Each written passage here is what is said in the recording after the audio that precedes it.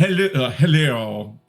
I don't know what this voice is. Welcome to Lost Caravan RPG and the second part of our game of Eat the Reich from Rowan, Rook, and Descartes, the ultra-violent, super gonzo, through the roof, You Are Vampires, Go Drink Hitler's Blood game that is available now. A lot of friends have been saying they've been finding copies in stores. I don't even have a physical copy yet. I just have a digital one, which is very sad. I'm your GM, Doc Rimbo.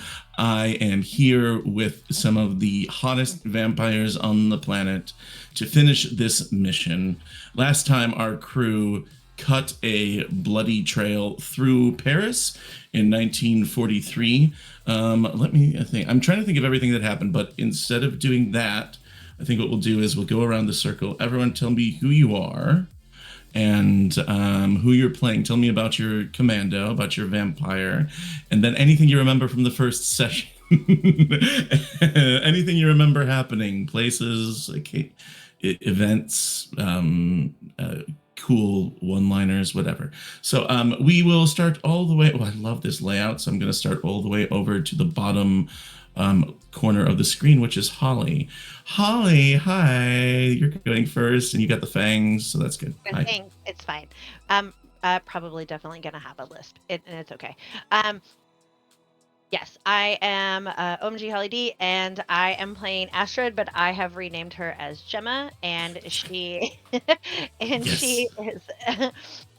she is a ex-fighter pilot that has been essentially infected with a parasite that now makes her an apex predator. So yeah. She's a very animalistic vampire. Holly, do you remember anything of what happened last time? Because it was a week ago, and I feel like it's a year ago. Yeah, I ran some Nazis over with an armored vehicle. You sure did. That's fantastic. You did. And then you drove that vehicle onto the metro tracks. I did. And I tried to stop the rest switch with a my great spear, in a tire. like in the spokes of a bicycle wheel. That's right. Oh, see, I'm glad you remember that. Okay, excellent. Well, thank you, Holly, for being here, and thank you for being Gemma and bringing that energy to it. Let's move over to the person who is directly next to you. It's Safi, who made that amazing trailer, by the way, that we showed right before the start, if you haven't seen that yet. Safi, how are you? Hi. Who are you? Who are you playing? I'm playing Nicole, and she's the demolition expert. So much so she has stuffed a stick of dynamite in a guy's mouth and threw him at a blood witch. She sure did, and that was pretty awesome. I think, if I remember, that was what brought the Ferris wheel down, isn't it? That may have called the Ferris wheel to collapse. It was important. I've really bad memory, so I you made a difference. That's all that matters. You did it. I participated. You did participate in defeating the witch on top of the Ferris wheel. Well, thank you, Safi, and thanks again for making such a really cool trailer. Safi is available for commissions, by the way. I'll promote that. I'll do it so it doesn't seem like Safi has to. You should hire Safi to make trailers for your stuff. Hire Susie to draw things. And by Susie to draw things. And Holly to write things and edit things. And Adrian, what do you do? Hi, everybody. I'm Adrian, Sundance Kid 007. I'm playing Chuck, Cowboy. I think my favorite part was Doc almost killing us all at the last part there with the Rust Witch. That was a lot of fun. And then also finding a fur, holding on to it, but then Nicole, for some reason, taking it from me and using it so that Susanna's character, Astrid, could not walk on a puddle. That's right. Yeah, no. So Abigail could. Yeah, could. Yeah, she could be a gentle woman. Abigail, she would have to. That was pretty great. That was fantastic. Adrian, I feel like we're promoting everybody. Do you do anything that you want to be commissioned or hired for? No, I don't. Okay. I don't. All right, good. Well, everyone just support Adrian by watching his streams and being nice to him in general. Please, that would be appreciated. And then finally, Susanna Gray's Susanna. I shouldn't have told you about that. You're right. I'm sorry. Hello, I'm Susanna, otherwise known as Susie, and I play Aurélie Dauphine Louise Marie Neref, otherwise known as Abigail, who is a very old aristocratic vampire. And the Nazis are fucking up her hometown of Paris. She's not having it. That's right. I think the most memorable thing for me last session was the Rust Witch ruined my hair. Oh my gosh. And it was all in mechanic. Like it was written in the book that that's the first injury that she took to the head region. Do you know what? Ripping off my arm, downing me, downing Chuck, melting Nicole's guns. It's fine. The hair, that's fine. Bridge too far. Bridge too And that's far. why the Blood Witch is now dead. Yes. And exsanguinated. And the gang all got little well, in the game in Eat the Reich, when your vampire drains the blood of an Ubermensch, like the Rust Witch, you get an advance on your character sheet. Does anyone want to share what their advance is? Which one you picked? Just so we know. You don't have to. I will, because mine is cool. I kind of feel like it's not the only choice, but I felt like for me it's the only choice. I did Spirit Storm. I can use, like, I mark blood and then I hurl items like a poltergeist. Oh, cool. That's amazing. So it's like telekinesis, sort of. Yeah. It's I get 2 more dice if it's something sharp and heavy. Yeah, it's dope. Oh boy. This will be really good for reasons that will become clear very shortly. Let's see. Anyone else want to share? You can also keep it a secret. Shall? Suze? I took Mantle of the Fell Beast, and wherein Abigail revealed that she was the Beast of Gévaudan. And it means that... I don't even know what that means. It's an old French story okay. about an animal that ravaged the countryside of Gévaudan and ate a lot of people.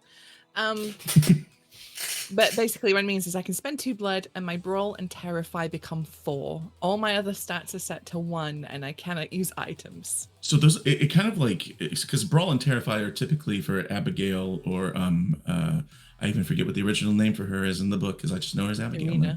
Irina. Those are usually her lower stats, so it's kind of like you just like boost up and become a monster. Yes. I love it. Well, yes, Safi, do you want to share?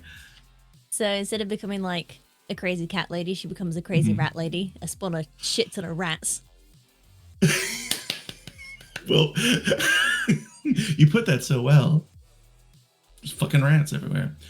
I mean, does Chuck want to share his, Adrian, or do you want to keep it a secret? Okay. No. I got Lashing Tongue, which is, I mean, Lashing Tongue, and I have the ability to restrain. The tongue comes out many yards long. Neat. That's like all a it frog. says many yards. Yeah. Like a cool vampire cowboy frog. Right, yeah. Instead of my lasso, right? Instead of my lasso. If we had like a tag system, like now Chuck would be tagged as vampire, cowboy, frogman. Anyway, fantastic. Excellent. Also, I do want to make this clear. You drank the Rust Witch's blood. I'll also say that any injuries you have, you can remove because you can use blood to do that. And we'll just say that there's plenty to go around. If you want to go ahead and reset all your injuries as we head to this next section. So, where are we? I forget. Oh, yes. We are in Paris in 1943. And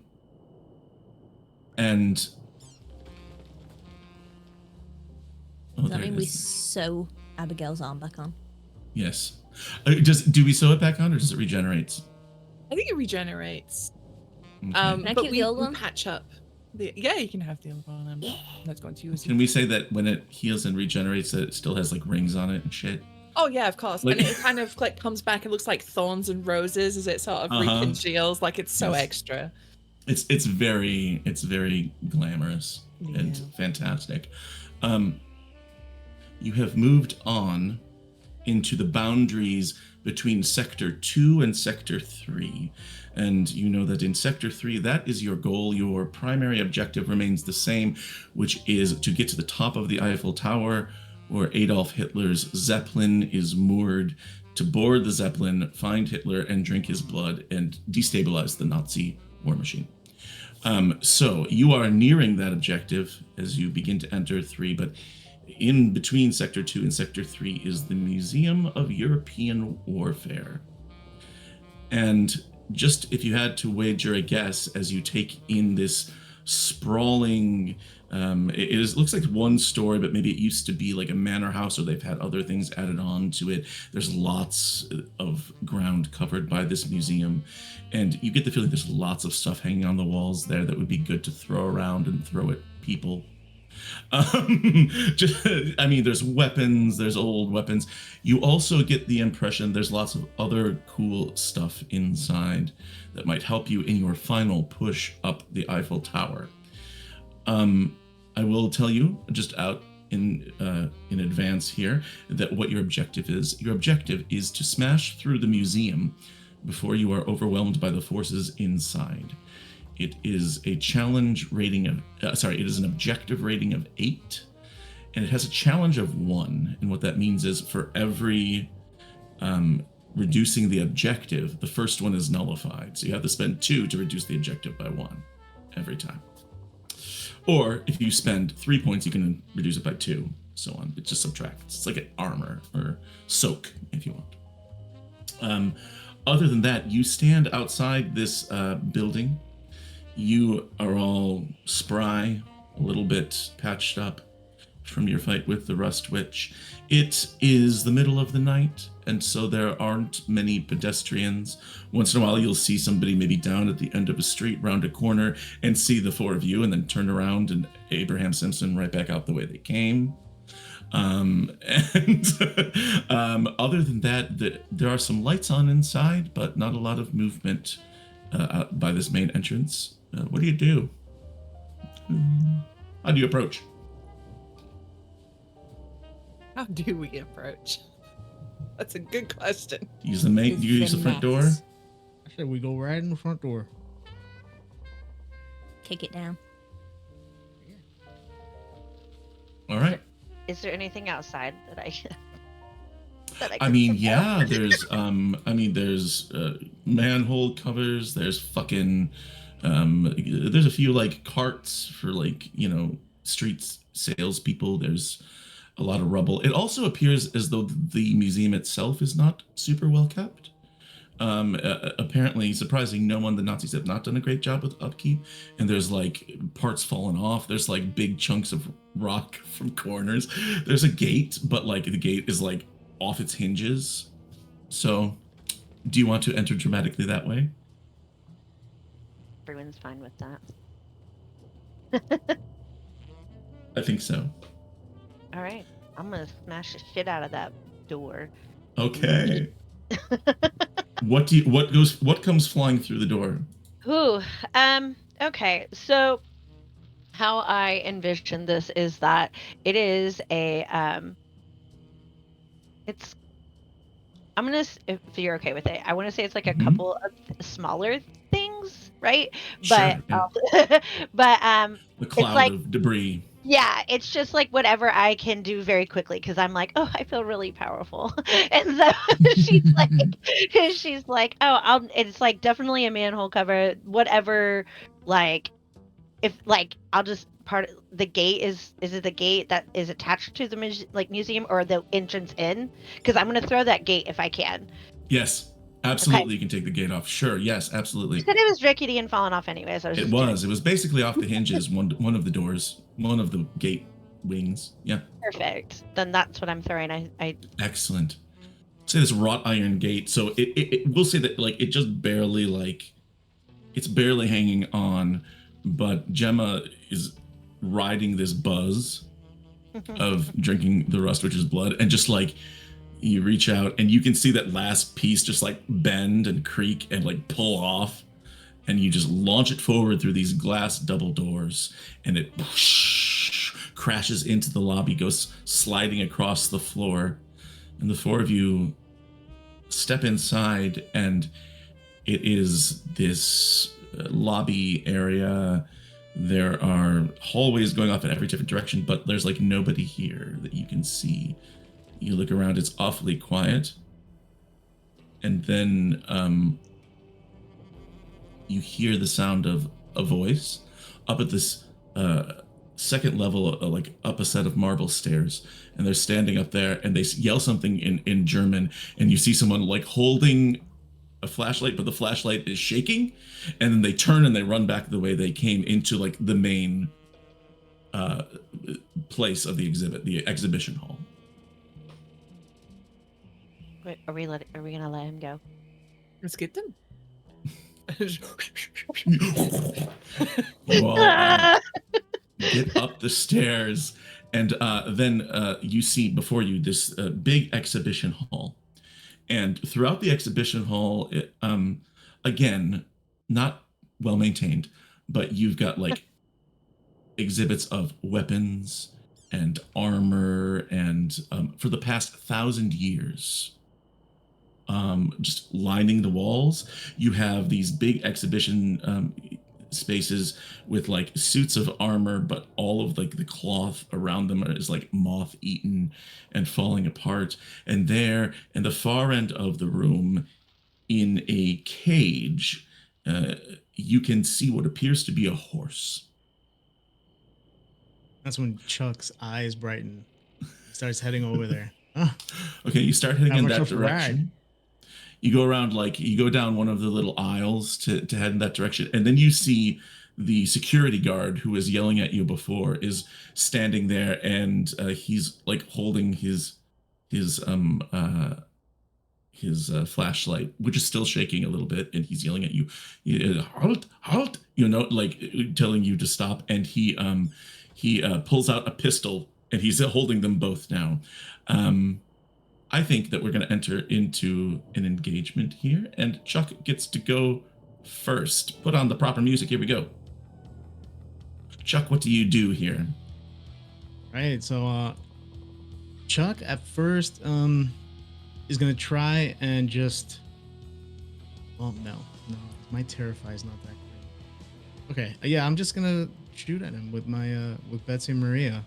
Okay, just walking up. Oh, can your hand hover over the holster like a cowboy does? Yeah. Okay. You should challenge this dude to a duel, Chuck. I should, right? I should.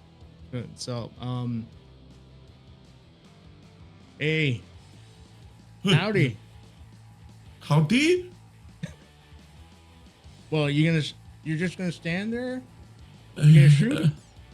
You're gonna keep whistling Dixie, and as soon as I say whistling Dixie, I just pull out Betsy and Maria. Yes! Just boom, boom. Okay, so this is shoot. That gives you 3d6, right? 3d6. This is a duel, so you get 2 more for using Betsy and Maria. Yeah. Is there anything else you want to note here or you want to add? No, that's it. I want to save some blood. Okay. This dude is rolling 2d6 against your, is it 5? 5. Yep, 5. All right, here we go. He rolls 1 success. You roll 2 successes. 2 successes. So you negate one of them. What do you want to do with that other point? I want to drink his blood. I just want to go up to him and start Sweet. at his neck. I love it. So he aims to shoot, and you basically like shoot his gun, which like goes flying past, and then you just like bamf up next to him and just drink some blood out of this dude. So you get 1 blood from that. Days. Yeah, man. All right. So next up, Chuck, who goes next? I'll ask you. Let's Gemma. All right, Gemma is up next. So is it just the security guard? So far, that's all you see is this one security guard. He has a baton and a gun and handcuffs and a flashlight. Okay. Looks like his security guard badge is made out of tin. What's that? Can I just take all of that? Because I'm assuming. Yeah. First of all, let me make clear, he does have a big swastika on his uniform. This dude's a Nazi, okay? We do not feel bad about this dude. No. But what do you want to do? Oh, no, I'm going to take, at least the handcuffs and the baton. Okay, he's still alive. I thought Yeah. Chuck drank some of his blood, but he's still, woozy. He's still wobbling around. Okay, then I'm gonna also drink his blood. Yeah, great. Okay, Like, cool. What kind of skill do you want to use to attack him? ooh, that's a great question. I'm just gonna use brawl, and Okay. because he's already woozy, so I just want to like throat punch him Okay, and then I bite love his that. other arm. Yeah, like Sweet, sweet, sweet. You are rolling brawl. You're not yeah. using equipment here necessarily, are you? No, I am not. I am just gonna do my 3 brawl. Okay. And if you roll a 6, you can choose to use a special too if you want. Perfect. It's up to you. Oh, he rolls 2 6s. He rolls successes, Rude. and you roll 1 success. One. Rude. Wow, that is rude. It is rude. This dude breaks free of Chuck, and as you come forward to punch him, he takes his baton and he knocks it aside.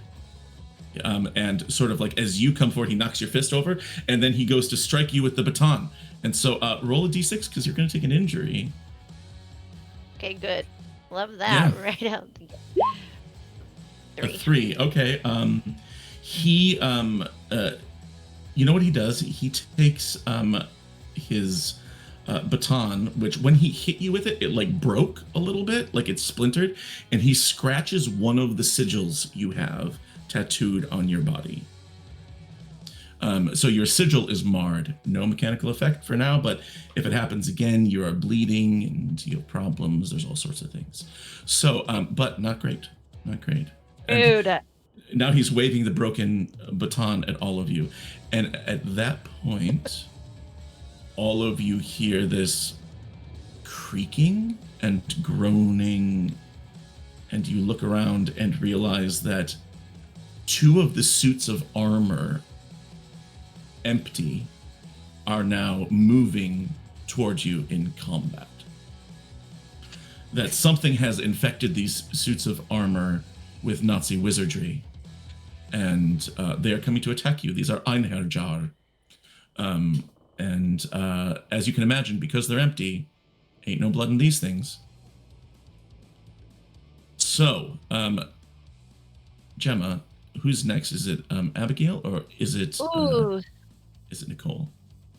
I'm gonna do Nicole. Yeah. Don't blame you. All right. What? It's a great choice. So, you toss it over to Nicole. Nicole, animated suits of armor in this big museum exhibition. What do?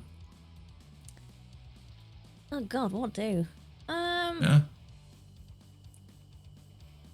So they're just completely empty suits of armor, but they're animated in the movie. They don't even have like they don't have one of them has like a sword in a scabbard, like a sheath next to it. But the other is just sort of like walking, sort of like Frankenstein-y type of thing. Right.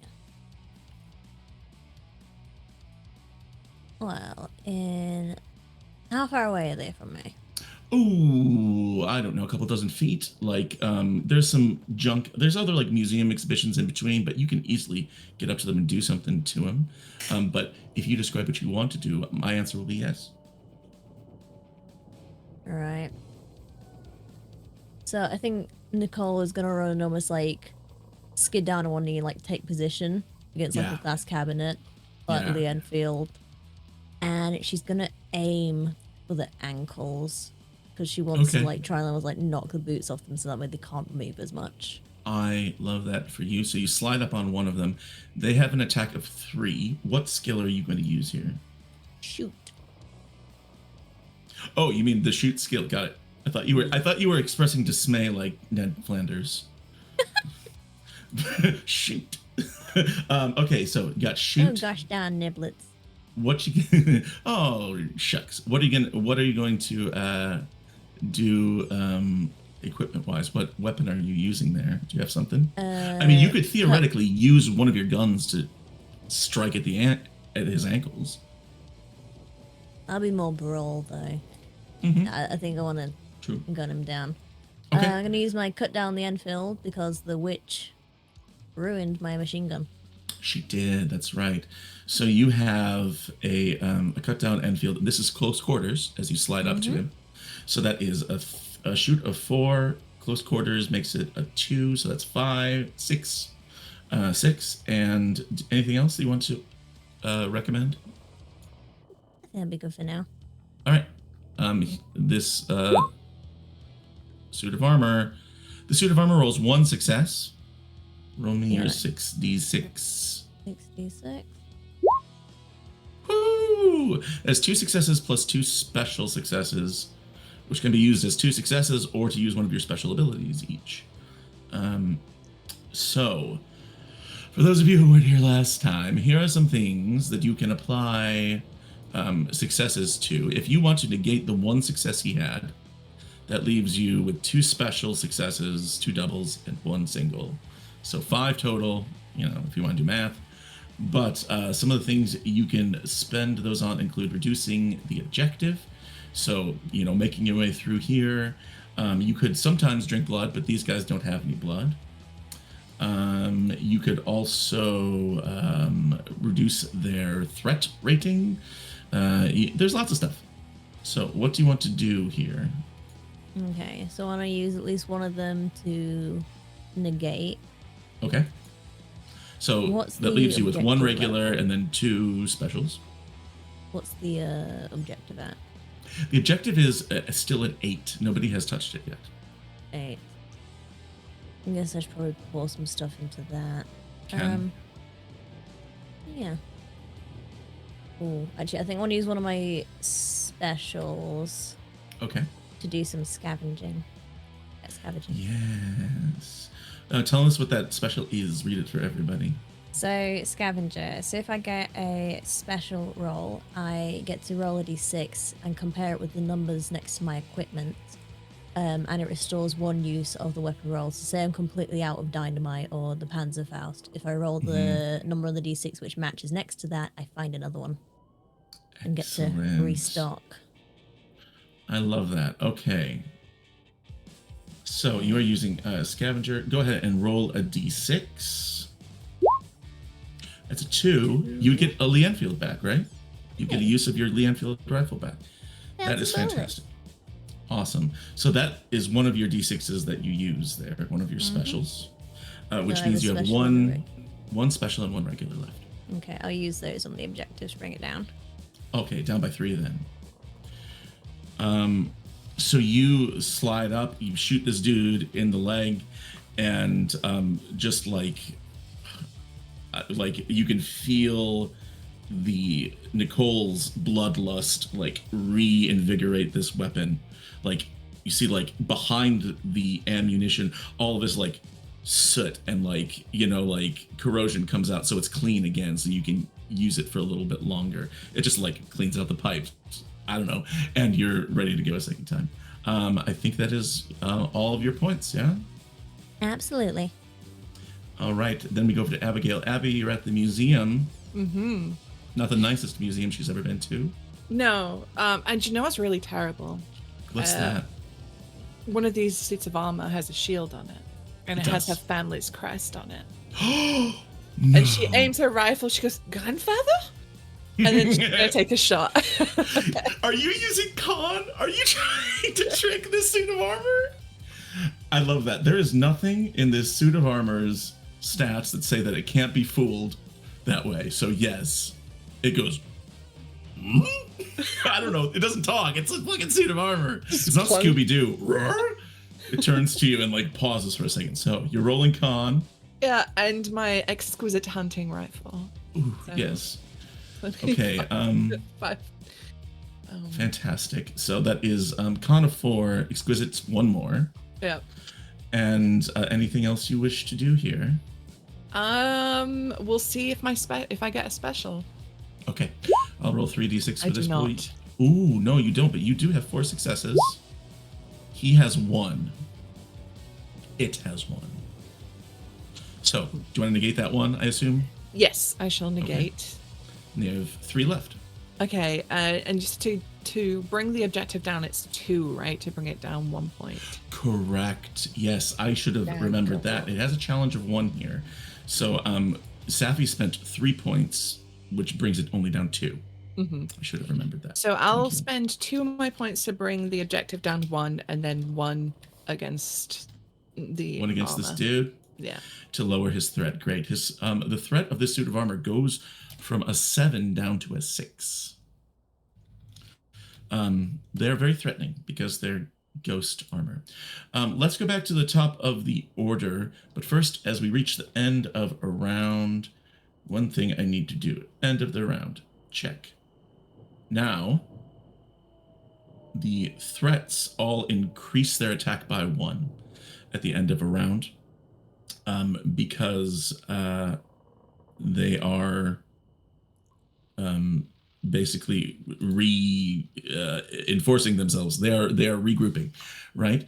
And so the Einherjar suits of armor now each have a 4 attack, and this sad, pathetic little dude has a 3. The security guard. So back at the top of the round. That's where we are. Chuck, you're up for going first. We can do that. Chuck's gonna go after the suit of armor that hurt Nicole. Well, tried to hurt Nicole. And he's just gonna hawk up some acid spit. So I'm spending blood on there, and it is versus metal. So I get additional dice. And I'm gonna use brawl, so that's 3. Love 6. That for you. 66 in total. Okay. 66 for you. Oof, okay, I will also roll. Now he's rolling 4d6 though. He gets 1 success. I only get 1 success. But I do get a 1, so I keep that blood. Okay. So the acid spit will say sort of deteriorates whatever weapon he was going to use on you here, but otherwise it sort of breaks even. And maybe a little disappointment on Chuck's part. Yes. Maybe he says consarn it. We don't know. He's a cowboy. He might say that. Okay. Next up, let's keep going in the same order. So, Gemma, Holly is you are up next. Yes. Okay. Let's do it.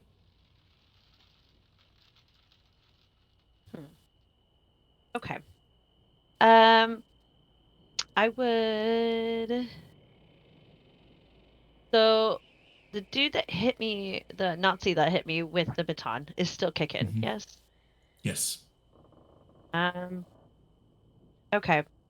He's still ticking. He looks like he wants to fight. He's encouraged by these ghost armors, but is also fucking scared. Yeah. Okay. Well, okay. So I am actually I would like to finish this guy off, if I'm being honest. It's one less thing to deal with. I want to do I want to use Terrify though, and I would like to because now I'm pissed. You scratched me, ew, and and I would like, this is like a flavor thing, so you may not let me, but I would like to use the fact that my eyes and are like yellowy. I want to like bare my fangs at him, and I want to, like, if you're okay with it, I would like my eyes to kind of look snake-like at will. I love that. Sure, yeah, they can be snakish. Okay. Serpentine. Yeah, like, because that's kind of her whole thing. So she's like, and now you've pissed me off, and she like grabs him and is like staring into his soul, and I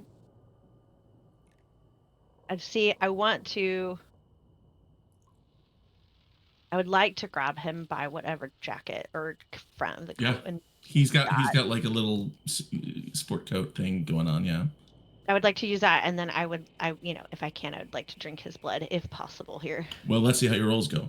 So you're gonna terrify him. Okay. That's 4. Are you going to use anything else? I am not. I don't think Okay. I need to. All right. You are rolling 4d6. He is rolling 3d6. Yeah. He has 3 successes. I see that. Ugh, you're so... I rolled so well last time, and now I'm going to do garbage this time. So that's what's going to happen. So he has more, which means you're going to take another injury. That's fine. As he flails about. Roll me a d6, and we'll see what gets injured here. A 1. You are emboldened, but the spirits that power you aren't. You reach down to like make snake eyes, but as the camera pulls out, we see that it's just your regular eyes, and it's not having the effect you want. The spirits in you are cowed, is the way it's termed in the game. But basically, they are timid at the moment because of that scratch, which makes sense. And he sort of like pushes back away from you, and he's on the ground, and he's like doing the backwards crab walk, trying to get away from you. Okay, I think that is your turn. Yes. Nicole, things are not going great. No, they're not. Oh, Nicole? This place has cannons. I'm gonna keep that in mind. I've also That got one something next else to you? with- Yeah. It's improbably loaded. Just let you know. I'm gonna keep that in mind. Yeah, just put it in the bank. Right. So I think it's time to get a bit sneaky beaky like and start creeping around. Basically, I want to almost like blend into the shadows of this place and find a way to creep around, so I'm almost like not directly behind, but behind where these suits of armor are. Yeah. And For sure. I'm gonna sort of like kneel down again and sort of like lay out both my hands down to the floor. And I want to use rat swarm. You're gonna watch as all these rats just almost like pour out of my sleeves, run down my arms and onto the floor, and they just make a massive puddle of rats. And I want them to run up the back of the suits of armor, jump inside the visors, and start rattling around from the inside out, eating away at all the nuts and bolts and everything that's screwing it together. I love this so much. Okay, it sounds like you want to use sneak here. Is that right? Sneak and a Sneak rat is swarm. 3, and then rat swarm is 1. And I'm gonna say it's so gross in here that filth. Sure, why not? So 3 more for rat swarm. So that's 66 for you. And these guys have 46, so I'll roll for them. They got 2 successes. You got 2 and a special. So, you get 2 to negate their 2, and then you have a special left over as these things come and try to dig them apart. What do you want to use that special on? I mean, once the rats are distracted, I think I'm going to use Scavenger again, because I need to recuperate after that fucking rust witch. She let me die. For sure. All right, so roll a d6 for your Scavenger. Oh, whoops, wrong button. Whoops. A 1, your submachine gun, which was falling apart. Now you can patch it up and you get a use of it back, I guess. So it is back in your arms again. Oh. Or we can say that you're in the Museum of Modern Warfare. There's a machine gun. I found a new one. I found an antique one. But it's also classy. Like, it's antique, but it's in good shape, you know? It's a collector's item. Okay, Abigail, these 2 suits of armor, this Nazi guard, they really haven't been taking a ton of damage. Yeah. And you can decide whether you want to finish them off or get through here, but there's also that horse. There is that horse in a cage, and I have a rifle that's really good at shooting locks from my time being an outlaw in the West. 'Cause I've definitely Obviously. So yeah, Abigail's gonna all the rats start coming in. She's like, absolutely not. She hops up onto like a little plinth, like a statue plinth. She's just gonna aim around it, use like the arm of the statue to brace, and then shoot at that lock to release that horse. Fantastic. Okay, describe your roll for me. What are we doing here? I think I'm just going to use shoot. I'm not going to use my hunting rifle because I don't have many uses of that left. So I'm just going to shoot 4. And then you don't have to use one of the items listed in equipment. You're not going to use one then? Did you say you're not using the hunting rifle? You are. Oh, I could use my pistol. I have a pistol that I looted. So yeah, I'll use that. I'll just like aim around with a pistol and pew. Now, does that pistol have anything that gives it more dice? Close quarters. So how about I come round to the cage and I walk up. That works. Yep. You just walk past and like just shoot the thing off that cage. I like that. As I'm escaping the rats, I'm like, absolutely no. Pew. Yeah. Okay, so you have a shoot of 3. You have the pistol, which is 1 more. You have the close quarters, which is that another one? Yep. So that's 5. Anything else? No, I don't think so. Okay. If you get a special, you could use Deadeye shot.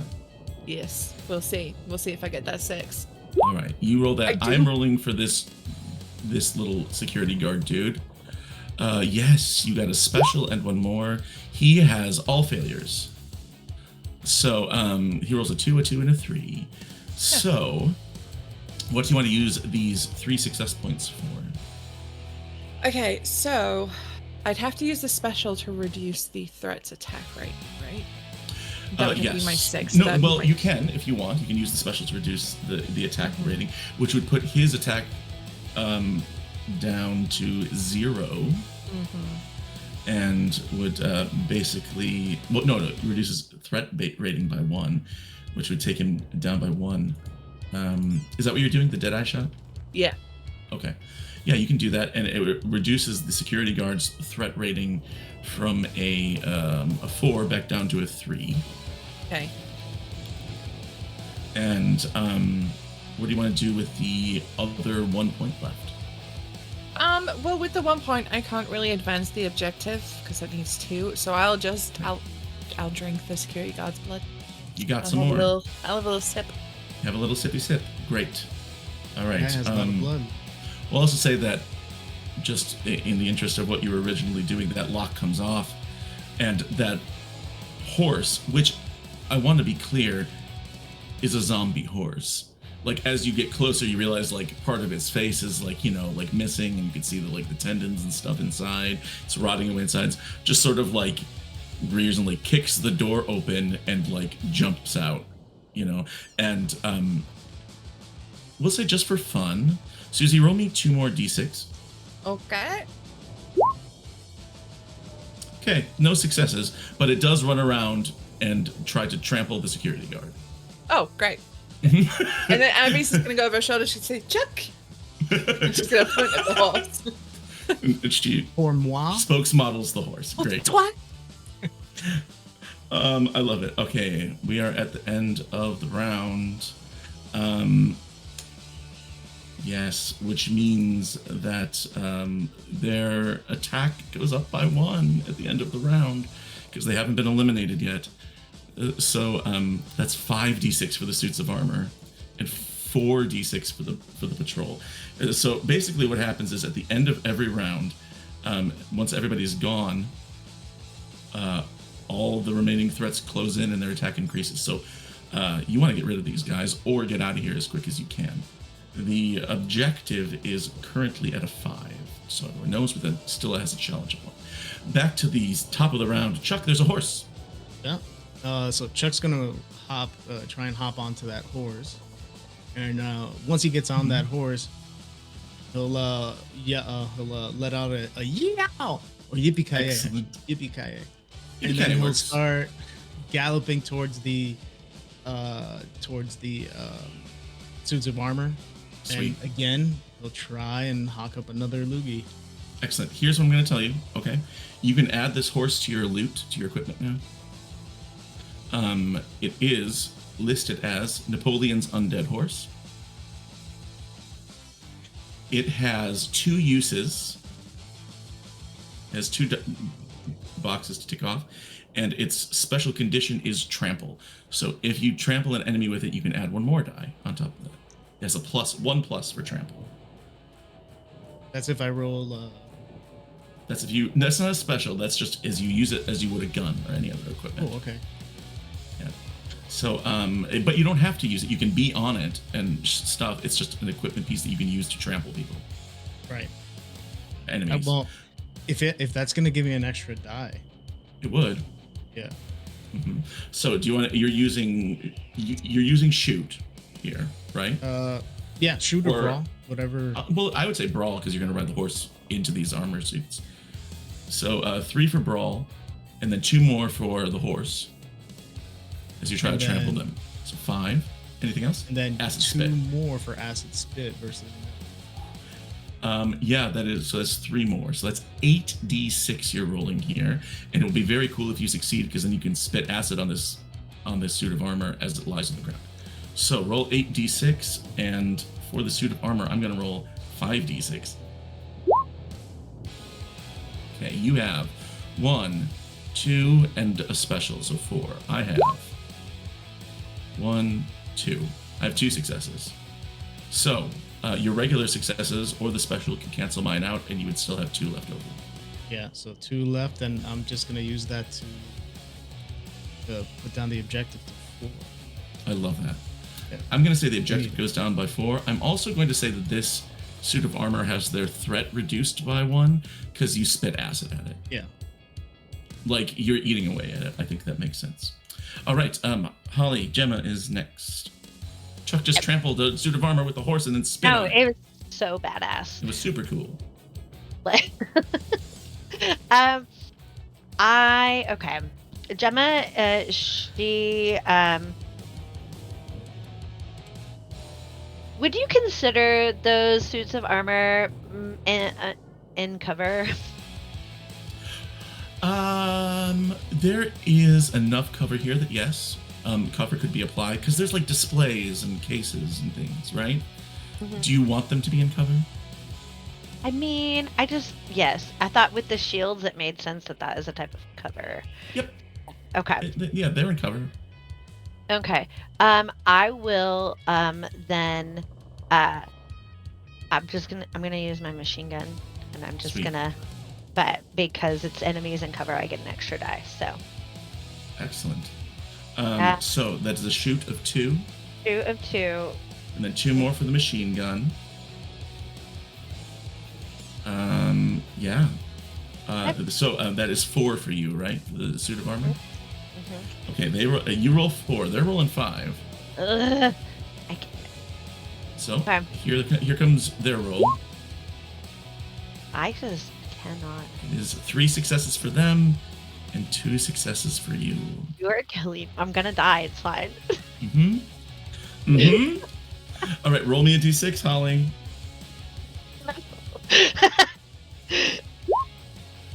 Oh no. Okay. Oh no. Okay. So here's what happens.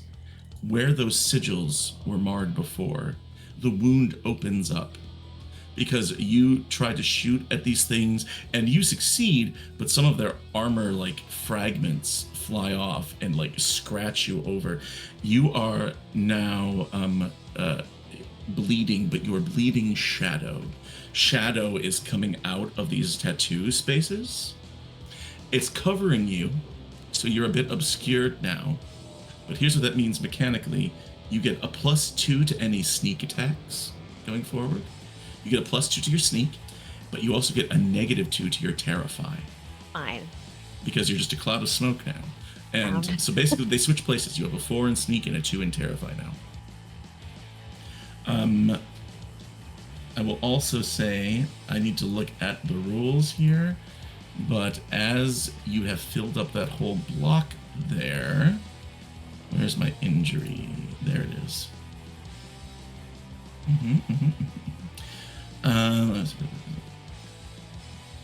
Okay. Yes, you are still up. You're not down. Okay, great. Yes, you're still up, and that is your turn. It's not going well for Astrid over here. They have 3 injuries so far. So, Nicole, Everybody's trying, but these big metal boys are tough to take down, apparently. It's apparently so. Mm-hmm. What do you say about cannons? There's cannons. There's cannons? There's one actually just over there, and it says, it has a little placard on it. It has a little display info, and it says cannon used in blankety blankety blank war. It says still functional, comma, improbably loaded.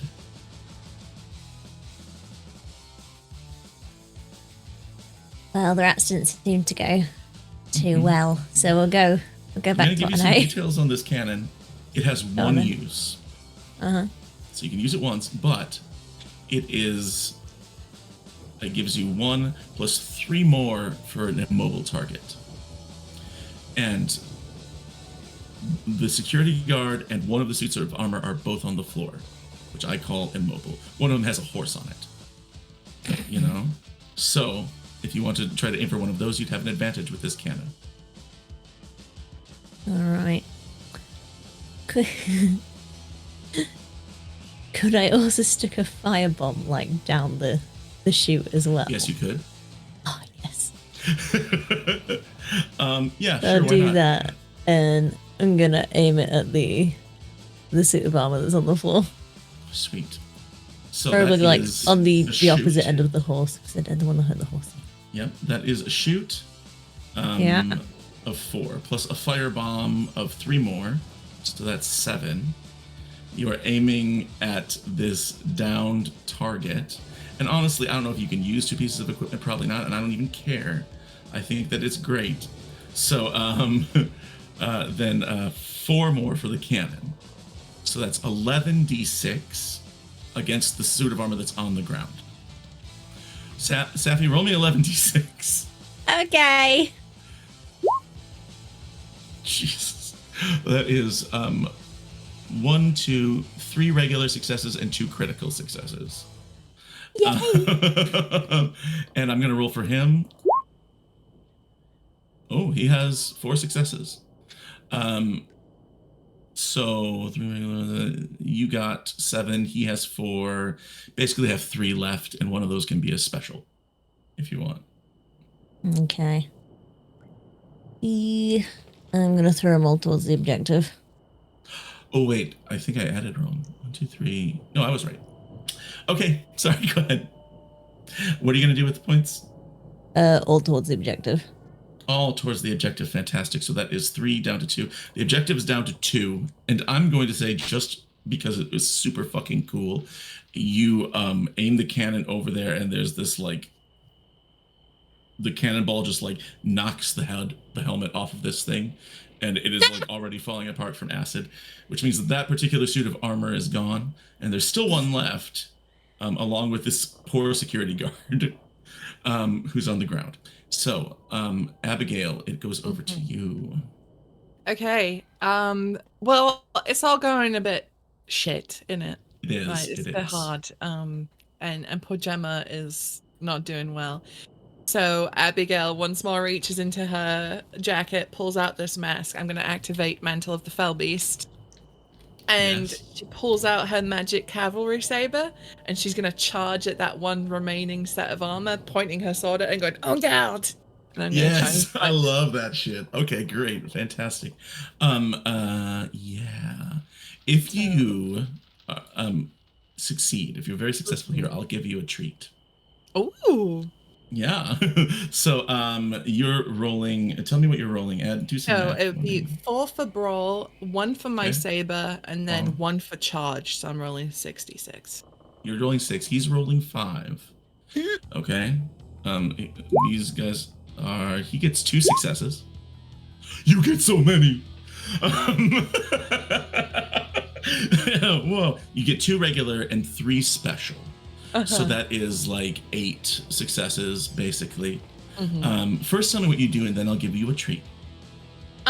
So I charge at this armor, challenge it to a duel, kick its Right. fucking ass with some sick fighting moves. Yeah. of course. I'm gonna use one of those crits to finish our objective, and then just dump the rest into eliminating the threat. Because I can't really drink much because the security guard's like. Security guard's way over there. This guy's in armor suit. Yeah. So you run up, and it seems to like accept your challenge, you know, by some sort of ancient code of honor that's still imbued inside of it. But you like sidestep it. It's very slow, and you just like piece by piece, you just like joints. You know what I mean? Like you clean it like you're cleaning a fish, and it like stumbles, and it falls back into what you realize is a sarcophagus, and it bumps into the sarcophagus, and the sarcophagus swings open, and inside is a mummy in a French Foreign Legion costume. And the mummy like looks down at the remaining Nazi on the ground and goes, "Arr!" and like stomps after this Nazi and starts wailing at it, and like and eliminates the threat. And we'll say that resolves everybody, and we are out of combat. Now, if you want to add the Turncoat Warrior Mummy to your loot, you can. Oh my god. And he'll go with you. Excellent. His name is Jacques. Mm-hmm. It says it on the placard. Jacques. Okay. Jacques the Turncoat Warrior Mummy. He has 2 uses, and he gets an extra die if he uses his bandages to restrain someone. Beautiful. So basically, he's into restraints, but he's a mummy also, so you take what you can get. 2 uses on him. So you guys are still in this sort of crumbling museum. Nicole? Could I find a shotgun? Because Betsy and Maria are about to. One more. Yeah, I think that you do find a shotgun. So if you want to look at the shotgun info, I think it's on page 40, I think. But I will double check. There's a lot of loot there somewhere. I don't know. We'll find it. But yeah, you absolutely get a shotgun. I'll get you the stats for that, or you can find them some. I don't see shotgun there. But, I see rifle. Got it. You can absolutely get a rifle. There is also a character who has a sawed-off shotgun, and you can use the stats found there if you want. Cosgrave, who is not featured in this adventure, has a sawed-off. So you can also look at his character sheet. Nicole, you also find that there's another cannon that is improbably loaded and on wheels and ready to go if you want to push the cannon with you toward the Eiffel Tower, or have the horse pull it. The horse, yeah. Yeah. Jacques. He's not doing anything right now. And he pushes the cannon. Zut alors!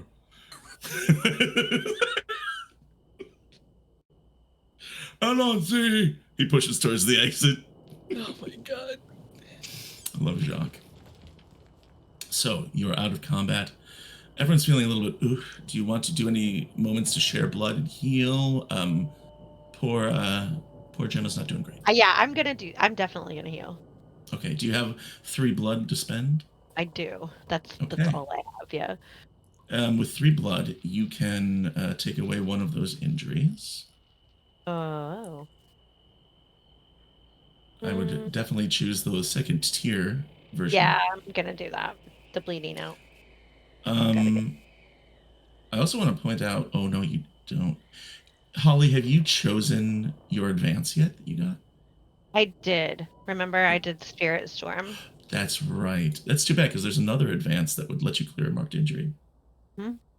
Well, the night is young. I have 4 blood, so if I give 3 blood to Gemma, that take her to just 1 injury?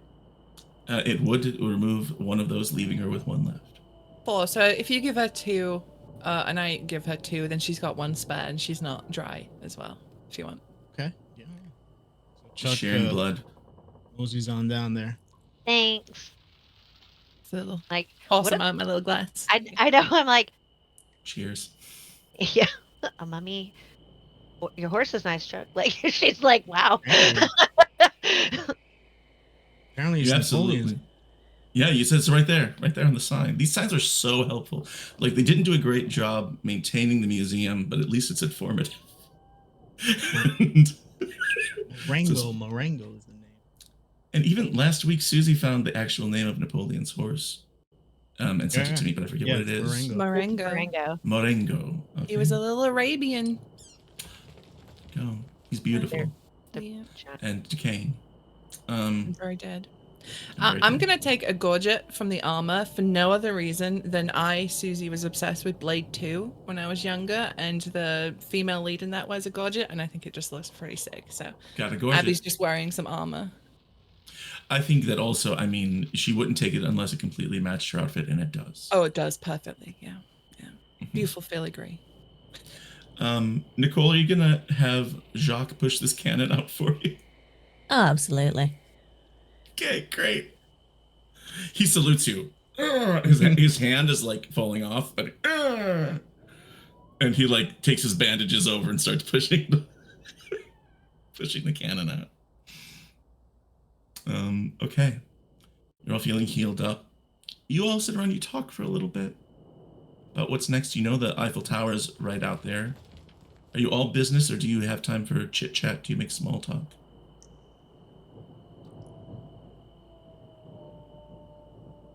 So, is there by chance any? I would like to look for like another, essentially like a great spear, anything like that. It's yeah. So you want a melee weapon, yeah? Yes. To replace your spear that you had.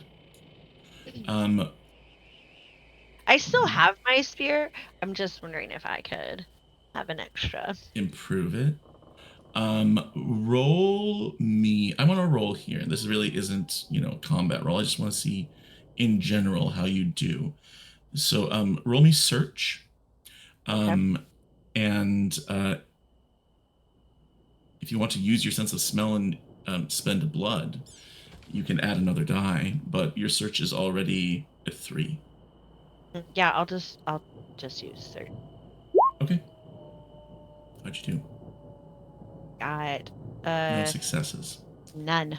Yeah, apparently no spears here. Fine. Unfortunately. There are some other things. There's like a bow, like a great bow, with some arrows. If you want to add that to your stuff. Oh, I do. Thank you. Okay, great. I will give you some info on that. Where is? Oh, it's in the details of the Museum of Modern Warfare. It is, unlike most of the stuff in here, very well maintained. It is a masterwork great bow. If we want to dip into other game systems, it is a masterwork striking great bow. It has 3 uses, and it has 2 extra die, 2 pluses, with the addendum of silent killer. So if you do it with sneak, I would say you get 2 more die. It feels very Gemma. It feels fitting to that character. Okay. Once you're all healed up, search the place over, talk for a little bit, have some blood. You exit the opposite end of the museum. You are outside once again, and the moon here is clearly visible for the first time. It is a bright, full moon, impossibly large. It hangs in the sky like a spotlight or a floodlight, and it is positioned directly behind the Eiffel Tower, which is a quarter-mile away. You're getting there, you're close. You can see the Zeppelin on top. You start this walk down this promenade, down this long plaza toward there, and everywhere you look, you realize that here in this sector, things are... they are less ordinary. In Sector 3, where you first landed, people were living their lives. They were Nazis. They were horrible people, but they were like rooftop bars and at the shopping mall and things like that.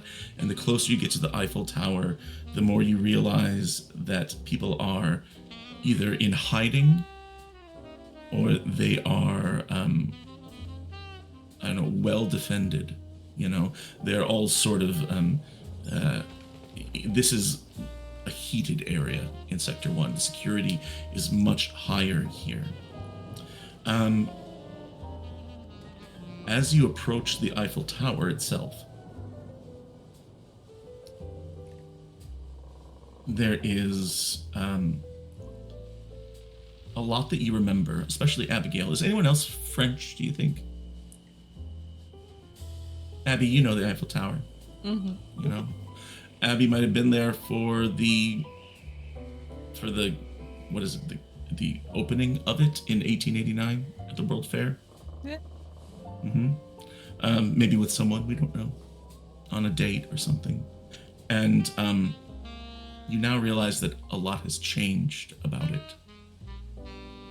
That there are electric lights that have been retrofitted to go up and down it with dazzling German technology. There are elevators on the inside that were not there before that rocket up and down. And at the very top of it is what appears to be some sort of bowl or dish. It is new for all of us in 1943, but it's some sort of rudimentary aerial communications device positioned on top. And of course, the other addition is that there's a Zeppelin attached to the top of it, containing Adolf Hitler and who knows what else. Mm-hmm. So we begin our ascent. How do you want to go up this thing? You want to take the elevators? You want to take the stairs? You want to climb? What are we doing? However we go up, Abby is going to be bitching and moaning the entire time, because if there's one thing the French hate, it's when you fuck with their skyline. That's true. So she's complaining about how the beautiful lines of the Tour Eiffel has been ruined by all this German interference. Yes, and not only is it ruined, but it's gaudy. It's gauche. And nothing could hurt Abby more. Like it's her hair all over again. Yeah. Disgusting. They didn't even do it well. They just did it functionally. There at the base outside of the elevator is an armored infantry squad that you can see from here. They are all holding position. They've seen you. They know that you're coming. And on higher levels, we don't know. So we're going to head right back into combat. But what I want to know is who takes the first shot. Doc, could I say something? Yes. I have Spider Scurry. Okay. Now, if anybody has some sort of grenade, maybe I could Spider Scurry up to the to that dish, knock it out. I would need some cover to get up there. Okay. I will help you with the cover, and I will give you a fragmentation grenade. It only has one use left, so. And my horse got one use left. I don't know if anybody wants to use it. So Chuck is saying I can climb up there. Here's the other thing that you would consider. You're going to have to go up there anyway to get on that dirigible, on that Zeppelin. So it's up to you how you do it. You can do that, but you don't know who else is up there. Are you going to be alone? Probably not. Does the horse fit into the elevator? It doesn't. No matter how comically it tries. But there are two Here's what I'll say. There are two elevators, okay? All four of you would fit in one, and the horse can take the other one if you want. The zombie horse. It's like whoever stood at the top. It's like the elevator dings, and there's just a horse stood there. Zombie horse. I'll get the next one. Wrong floor. Okay. That's great. Yeah, that's what I would like the horse to help be the distraction. I mean, I feel like it's a solid choice, but It's up to all of you. Do you want to distract and go in covertly? Do you want to fight your way through these fools? Hey guys. I mean, you got a cannon too, you know. Oh, we have a And cannon. the- We can't take that. We and can't the take that cannon up. puppy. That cannon ain't going up to the elevator. Okay, the horse or cannon? I mean, What a we question. can use the horse. You can use the horse here. I mean, sorry, we can use the cannon here to get rid of these. Then we, wrangle Okay. the elevator. I put a smoke grenade in the cannon. Okay. So you stick a smoke grenade in the can. You could also just throw it, but yes, this is cooler. That you load it with a smoke cannonball, one of your smoke grenades, and what do you do? You're gonna provide cover so Chuck can ascend if he wants, basically, right? Yeah, so I'm gonna fire it just like right in the middle of them. I mean, hopefully it blasts off and, maims some of them. Also, they can't see, so that way Chuck can get around. Mm-hmm. Okay, so you sit back to load it. That means that I'm thinking that Nicole does the first shot of combat, yeah? We're going to see how this goes, and then we're going to take a break, and then launch into this push up the Eiffel Tower to the Zeppelin. So, I'm going to roll for them still, just to oppose your roll. And you are going to roll, I guess, shoot. And the cannon equipment. And all that, right? And the smoke grenade. And the smoke grenade, yeah. So, give me your total. You do the math. I've Okay, you know 4 how to do shoot. it. And you gave 3 for the cannon, Yep. and then 1 for the grenade. This is 'cause definitely it's- 2 for the smoke grenade because it's a cover advance. Oh, hell yeah. Okay, so 96. God. All right, you roll 9d6, and I'm going to roll for these guys, which is, what are they? Armored Infantry Squad. Gotta find them. What's it like? Here it is. The Armored Infantry Squad is going to roll 3d6. So you roll 9, I'll roll 3. Okay. Oh! They roll 2 successes. You also roll 2 successes. Safi, the dice don't like you today because you're doing these huge rolls, and it's no fun. But here's what I'm going to do. It could Okay? be better. You only rolled 3 successes there. No, 2 successes there. Time to introduce a different mechanic that we haven't seen yet, which maybe we should have, but I forgot. And that is the flashback mechanic. Yes. Whenever you roll 2 or fewer successes, which you have, you can trigger a flashback. You can roll on the flashback table. This is on page 41 if you're looking at the book, to define a question or choose one. And you give a little scene which determines sort of what happens, and then you get to roll again with more dice. So you get to roll again with 11d6 after this flashback. Oh. So do you want me to determine the question of what's going Please. on here in this flashback? Okay. Yep. I'll roll a d6 here. That's a 4. There was a mission where you and the others were extracting a spy from behind enemy lines. They were being held inside of some sort of Gestapo prison, and you had to infiltrate to get him out. Maybe it was everyone here, maybe there were other people there. Okay. And the question is, who were you with on the team? And the question that you're going to come out of this flashback with is, you won't let that agent, that vampire, see you fail in this way. What do you respect most about them? So choose someone. I'm gonna pick Abigail. Okay. So you and Abby are outside of this German prison. Maybe you're in the ductwork or something like that. Okay. Crawling around like Sam Fisher, and like just it's very close quarters, and it's pretty cool and also kind of hot, but like also you're in spy gear and there's a lot of stuff going on. So you and Abby are talking inside of here, and as you approach one of the vent openings, you look down and you see in the space below you are a number of enemies.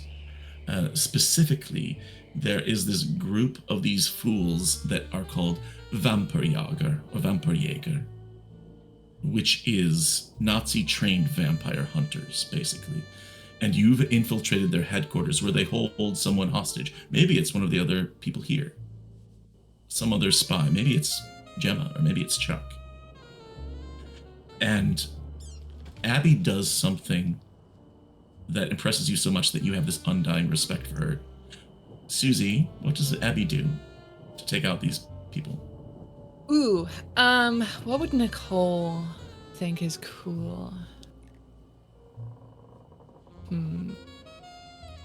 I think Abby does something contrary to her hoity-toity, like, ooh, I can't touch anything nature. I think she takes a moment, she grabs one of Nicole's grenades, she heads down and drops down directly to confront the vampire Jaeger. Mm-hmm. And she basically just detonates the grenade with her there and tanks like the damage. And then as the vampire Jaeger explodes, she drinks their blood to reform. I love that. The blood soaks in, she drinks it up, and she comes back together in like a suicide bomb, basically, just and then reforms. And that was when Nicole knew that she would never let Abigail down, that she would always try to impress her. So roll again, this time with 11d6. Okay. It's still against my 2.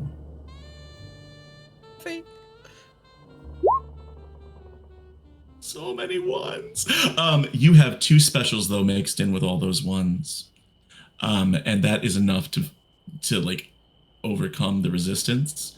So this cloud of smoke just erupts at the foot of the Eiffel Tower, and you can hear panic screams coming from within.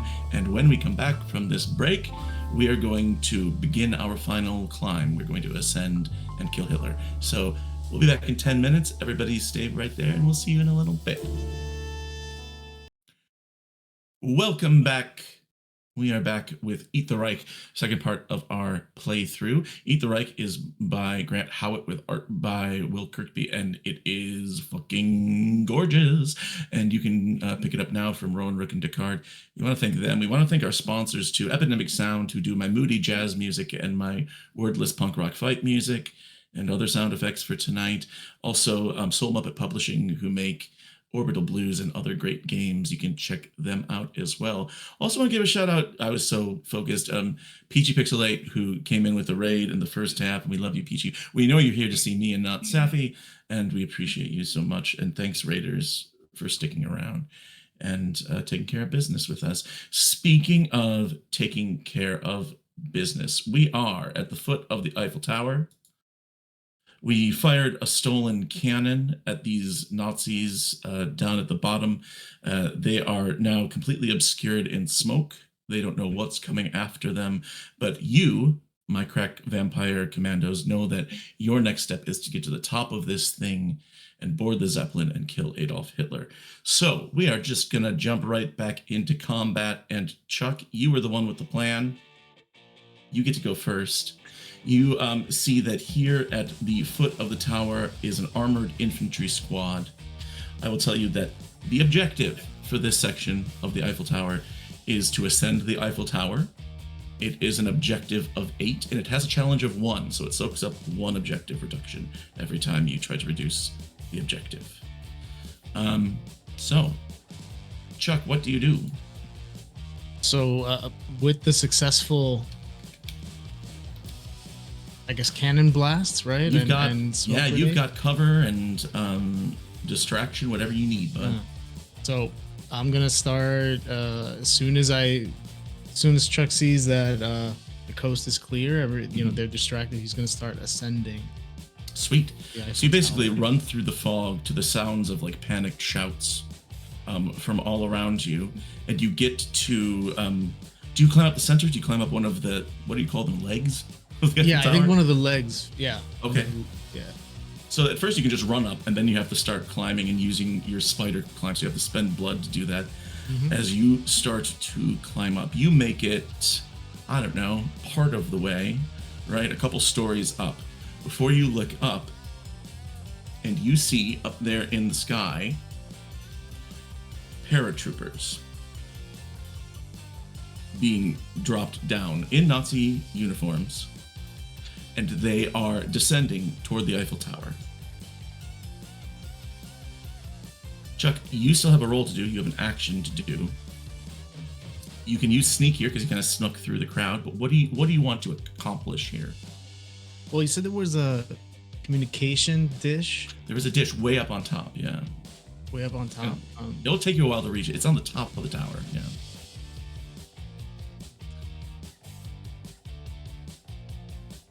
I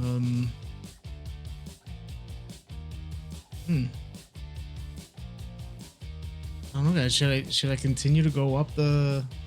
You get the feeling these guys are gonna have no problem spotting you and causing you trouble if you go up alone. Right. Doesn't mean you can't. But it's also like you've got those guys down there, and you know that the rest of your crew will have to fight through them. Yeah. Holly, did you have something you wanted to say? I see a hand raised.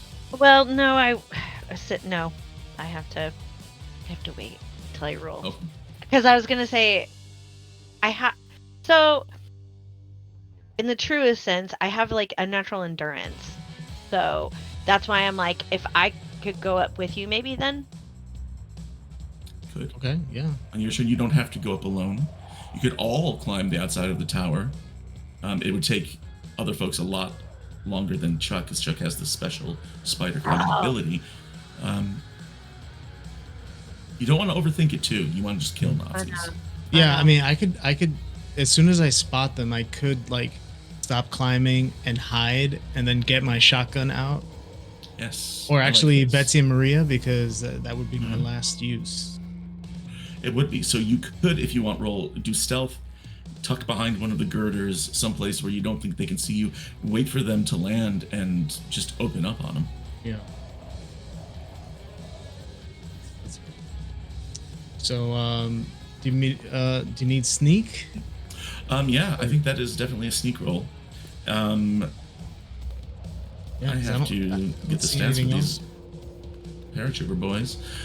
Yeah, I think that it makes perfect sense. These guys, this paratrooper squad, has a threat. I'm just gonna lay it all out here because there's no point me hiding information, stuff like that. The paratrooper squad has a threat of 6, which means if you get rid of all 6 of those threats, they're eliminated. They have an attack of 3, but also at the end of every round, that's a cool sound. At the end of every round, when they get reinforcement, they go up by 2 because they're rapid deployment. So like more will drop down, and you want to get rid of these guys as quick as you can, basically. So roll sneak. Sneak and spider scurry. Spider scurry, right? Do you have anything else that applies here? You got equipment? No equipment at this point. You're using your guns, right? Oh, am I going to shoot? If you're just hiding, you're just hiding, right? Right. But we'll say that within this round, you could open fire on them or the people below also. Oh, I want to shoot at them as they're coming down. Okay, cool. Yeah, if you want to use your final use of Betsy and Maria. Yeah. Let's go. Okay, so sneak of 2 to get up here. Betsy and Maria give you 1, and then it's their last use, so you get 2 more. So that's a 5 total. And then spider scurry. Spider scurry is 6, and low ceilings, not really. So you get 66, and we'll roll against the paratrooper squad with an attack of 3.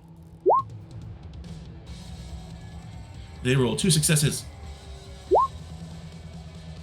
You roll more. You roll 1, 2, and a bonus, a special. So you can right away eliminate their successes and have a special left over. Yeah. Yeah, so I'll do that, eliminate that, and I am going to eliminate threat. Okay. So you are going to negate their hurt on you, and you are going to lower their threat by 2, is that right? Yes. Okay, so they're down to a threat of 4. Yes, threat 4. Excellent. And then I'm just going to shout, they're coming down for you! Okay, great. Who goes next? I just tossed that out there as a vague question. Is our goal to go up as well, or Your are objective we? is to get to the top of this tower, so you can Well, get on board the Zeppelin. It's not I'm even at- to kill these guys, but you can. Well, Abigail and Nicole. Not trying to overplay it, but we are going up, correct? Okay. Okay. Okay, so if we're still outside and the paratroopers are falling, they're probably unarmed, so I'm just gonna shoot them with my machine gun. Okay. I Like think that's a great idea to just take between aim at these parachute guys falling and- down yeah, from the sky. Blah, blah, blah. Okay, so are you using shoot here to do this? I am going to use shoot to do it, and my machine gun. Okay. So that would be 3. God, hi. All right.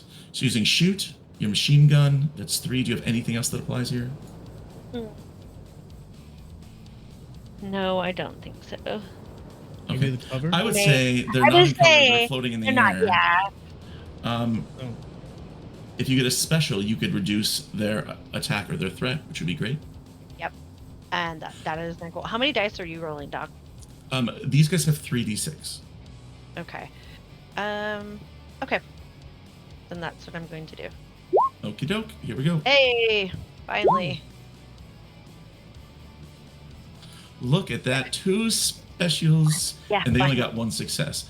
So immediately, one of theirs is kind of negated. And we'll say you have 3 more. But you can use 2 specials if you want. Okay, I definitely am going to reduce your attack die by 3 and reduce the threat by 3. Well, if you use one of those specials to reduce the attack die by 3, they have nothing. They're just floating in the air. They drop their guns and they don't shoot at you. So you still have some left over. What do you want to do with that last 2? Oh. If I don't have to reduce your threat rating then. You can. If you do it, it means that basically they won't be able to attack while they're floating to the ground. Okay, They're perfect. defenseless. Then we're doing both of those, yeah. Okay. All right. Great. So you both negate their damage. What I'm saying like- is, if you reduce their attack die like right away, you still have 2 left over because they can't attack you. You've got nothing to defend against. You know what I mean? Oh, yeah. So you could reduce the objective by 1. You could, yeah. Mm-hmm. Okay. Cool. I like that. The objective goes down by 7 as Gemma takes aim and basically shoots the guns like out of. They drop their guns in a panic, and they're like, "Oh, my gun has fallen." And, you know, that's them. I don't want to cartoon these Nazis, but I do like talking in German accents and being panicked. So, I love this. So their attack is currently at 0 for these guys. Their threat's at a 4, and they're just like free falling in them with their parachutes. And I'm just like wrapping them up with the machine gun, like. Yeah. And who's next? I can go next. Abby Keep in is mind, gonna... you have Jacques, you have a Uh-huh. horse, you have a Uh-huh. cannon, and you're all Uh-huh. welcome to use those things. You don't have to be territorial about it. Yeah.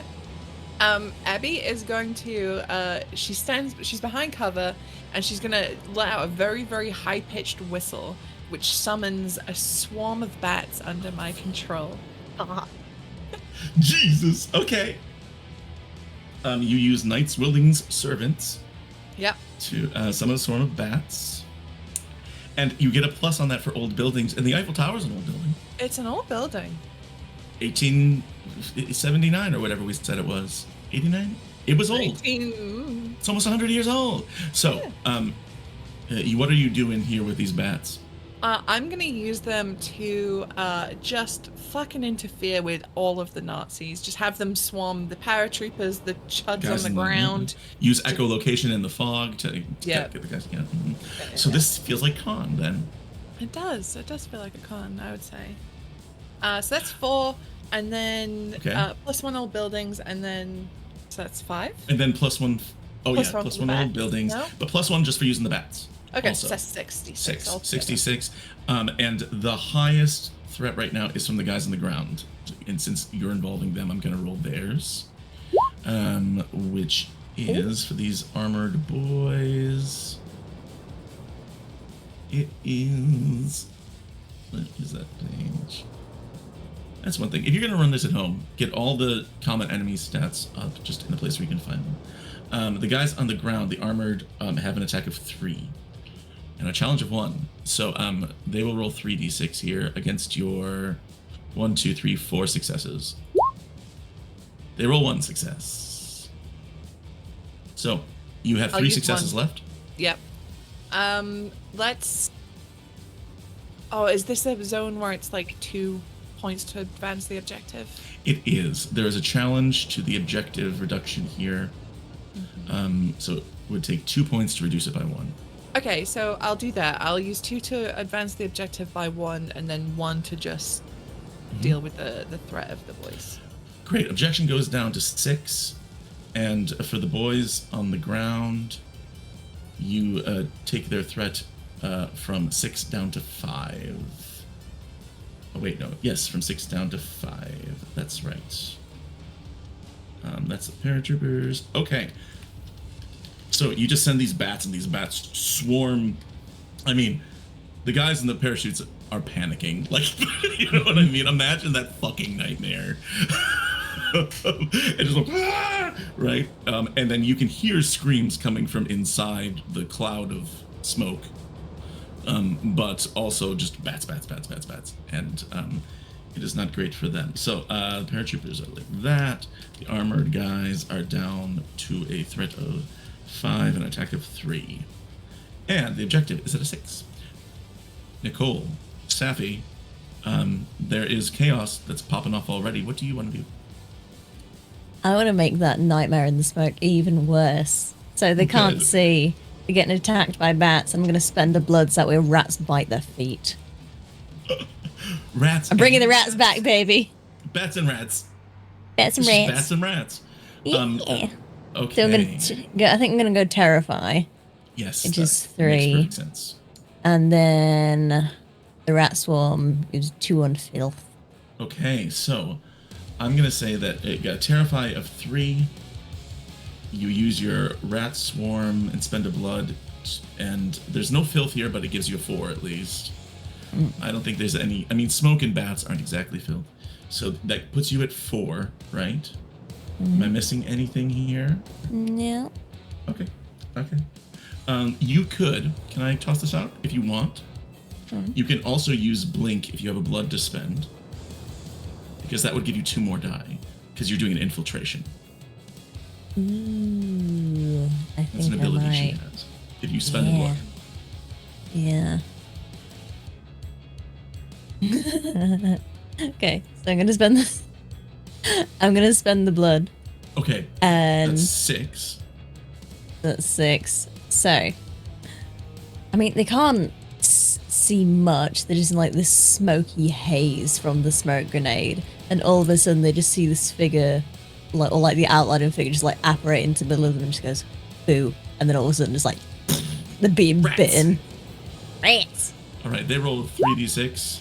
They got 2 successes. Ooh. Let me down, ready, boys. You roll 6, and that's more like it. Shit, that's all successes all day long. You have 2 specials and 4 regular successes. So their 2 successes gone. You still have 2 successes and 2 specials left.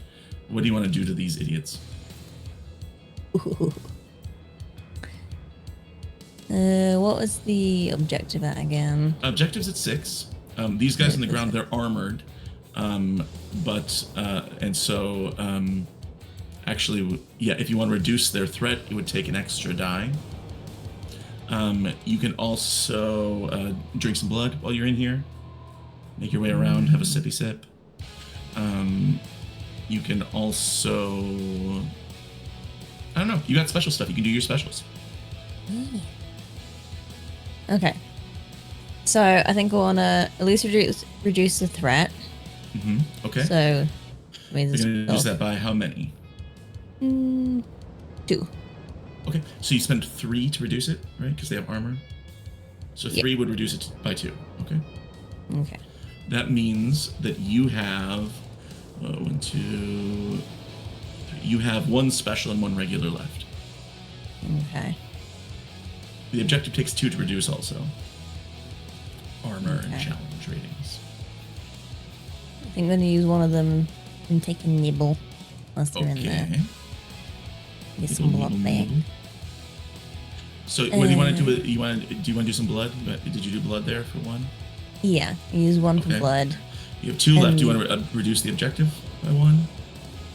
I was gonna use a special and just like think like in all the chaos, like they're dropping all the shit. So I'm just gonna dig around in the ground too often. You're gonna scavenge. Yoink. Which could just be like taking their gun. So roll a d6. 5. A 5. One of them has a Panzerfaust. Panzerfaust. Which does 4 against an armored target, and these guys are armored. So, if you want to grab that Panzerfaust, you get 1 use of it, and this would be a prime time to use it against these idiots here on the ground next round. Yeah. Okay. We are at the end of the round. At the end of the round, everyone is still up. I'm going to add reinforcements. The guys on the ground and the paratroopers, their attack goes up by 1. So the paratroopers now have an attack of 1 because they were at 0, and the armored guys have an attack of 4 going into this next round. But we're back to the top. Chuck, do you want to go first again? Sure, if anybody has a good idea that they want to do first. You can still shoot at these guys. They're still floating down. They're getting closer, probably. Yeah, they only have a threat of 1, and maybe I should shoot at them and see... They have an attack of 1. They have a threat of 4. Yeah.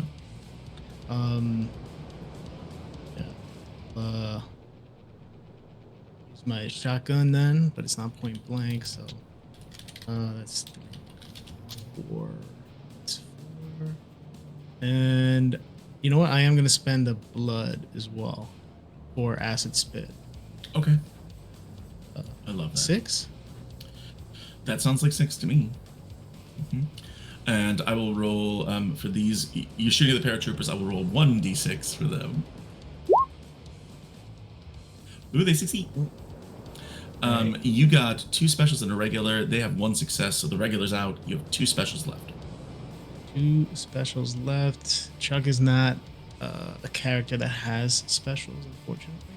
No, he doesn't. Yeah. Well, hold on. No, but that's okay. That's true. You can gain 1 through in advance. That's the thing. That's fun. Yeah. Okay, so I got. That's interesting. I'm gonna use he doesn't have any specials. Okay. I'm gonna use it to take down the objective. Okay. So the rest of it, that would be 2 specials left. It would take the objective down by 3. Yeah, do that. Yeah? Do that. Okay. The objective is now down to a 3. You've cut it in half. Describe what happens. So Chuck, Chuck is still hiding behind in, one of the legs of the, well, now he's not at the leg. He's, somewhere in the middle of the Eiffel Tower there. And he's just, ducking back and forth and just taking shots at these running across a girder, dodging bullets. Right. Yeah. And then also spitting some acid at these guys as well. And always cowboy. And just always doing it like a cowboy would do. Howdy. Always with the cigar in his mouth. Right. Excellent. Bang, bang. You make your way towards the middle. You are halfway up the Eiffel Tower, but you're on your own too, alone up here. And I think that basically at the end of your turn, the like few remaining paratroopers land here on the platform with you. So they're closing in. All right. Let's mix it up. I think that Gemma went second last time, right? So let's say Abigail goes next. Okay. Okay. So windy. It is very windy. I'm gonna turn this windiness down a little bit. So again, there is a swarm of panic inside of the cloud for these armored idiots who are at threat 3 and attack 4. They're still pretty lethal once this smoke clears, which it now does. And the surprise element is kind of gone. But you also have the cannon, and you also have Jacques, as always. That's true. I'm gonna send Jacques in. Oh, I love it. I'm gonna send him Send in your French Legion army. Yeah. I'm just gonna point and go, allez. He's like, wait.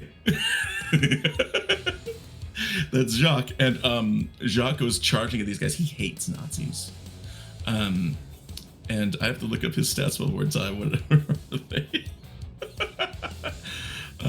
He was found in the Museum of Warfare. All right. Turncoat Warrior Mummy is the name of Jacques. He has 2 uses, so this is 1, and he is going to run at one of them. As you can also shoot and stuff at the same time. Do you want him to use his bandages to try and tie one of them up to add a die? Yes. Around like a cartoon character, just like runs around them with a bandage. I'll be like, hold him still, Jacques. But they have cars, and I like he can still talk. All of a sudden, he goes around. So as you shoot, so is this a shoot skill for you? Yes. So I'm gonna use. Could I use also? Can you use 2 equipment at the same time? By the rules, no. In my game, yes. All right. Okay. Sure. So shoot for 3. Then I'm gonna use my exquisite hunting rifle for 4. Jacques for 5, restrain for 6. Please jump onto the horse like Teen Wolf to add another for elevated position. Sure, why not? Fuck it. So that's 7 for you, and these guys have an attack of 4. So I'm rolling 4 for them. That was awful. I rolled 0 successes. You rolled 2 and a special. Yeah, 2 and a special. With my special, I'm going to use Deadeye Shot to reduce the enemy's threat attack rating by 1. Ooh, that's a good idea. Okay. You do that, their attack goes down to a 3. And then for the other 2, I'll use that to advance the objective by 1. Objective goes down to a 2. Excellent. So, Jacques wraps one of them up in bandages, and you just shoot that one. He's dead. Just blood flying everywhere. Rats, bats, the remnants of smoke. It is a whole thing. On horseback with a rifle. I want to make clear, when I said get on the horse, I mean she's standing on the horse. Oh, perfect. That's even better. Like on the horse, and the horse is holding completely still because he's a good boy. All right, who goes next? Is it Gemma or is it Nicole? Let's give it to Gemma. Okay. Okay. So we have the guys that are falling out of the sky, and then we Yes, have we do. The guys who have fallen out of the sky. There's maybe like 2 of them left, and they're up there with Chuck on some sort of mezzanine Eiffel Tower level. Okay. And then and then the guys at the bottom. Perfect. Then I will just well, I'm just gonna go wild, I guess. Yeah, just do it wild out. Yeah. I'm gonna take that great spear and run at the nearest 3 in front of me, like whatever, Okay. just bop. Yes, And, I love this. So would that be? For- I'm gonna brawl. Okay. Roll. Okay. 3 for brawl, 1 for the great spear. You're not waiting for a charge here, so you don't get anything else. Is there anything else you want to add on there? No. No, you don't. You don't want to use Spirit Storm to hurl the cannon at them, because that's heavy, and I don't know if it's sharp. But I was like, is there anything sharp? Like, there's Jacques. He has a saber. He's doing his work right now. Oh, He is okay. doing his work. He's on your team. Oh, actually, Counterpoint. Sorry Yes. to interrupt, but counterpoint. Imagine zombie French Foreign Legion Beyblade that you could make. Just spinning around. Good lad. I mean, I love that. I was thinking of so the great bow. I'm assuming it had bow and like arrows with it. Shrooms. Yeah. Okay, can I like just grab them and fucking like with my spirit storm and Storm of arrows. Yeah. Yeah. Okay. Sure. You can grab like half of them.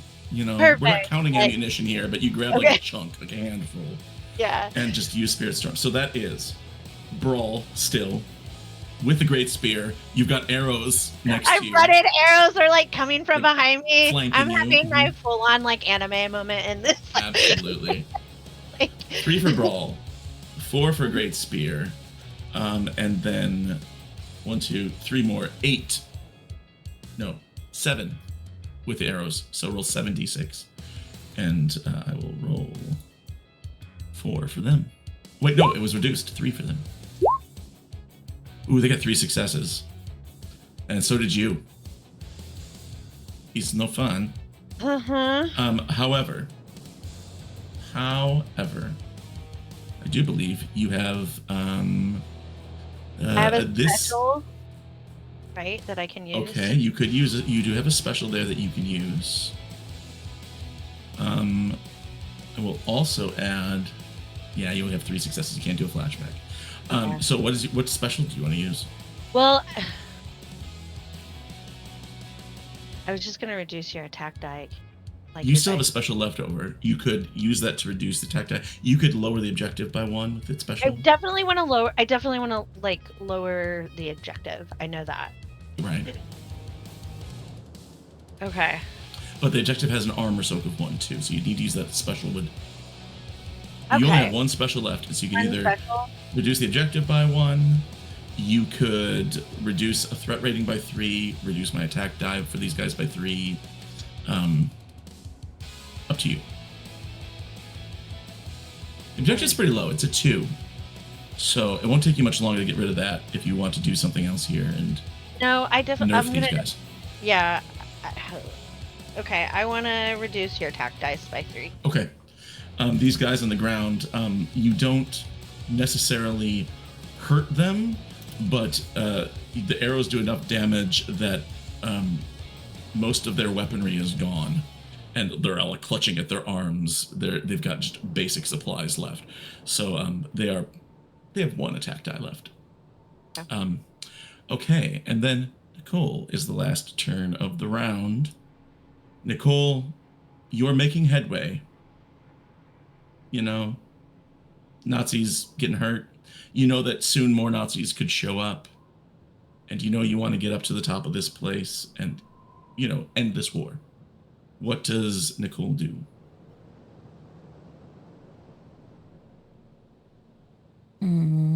She thinks.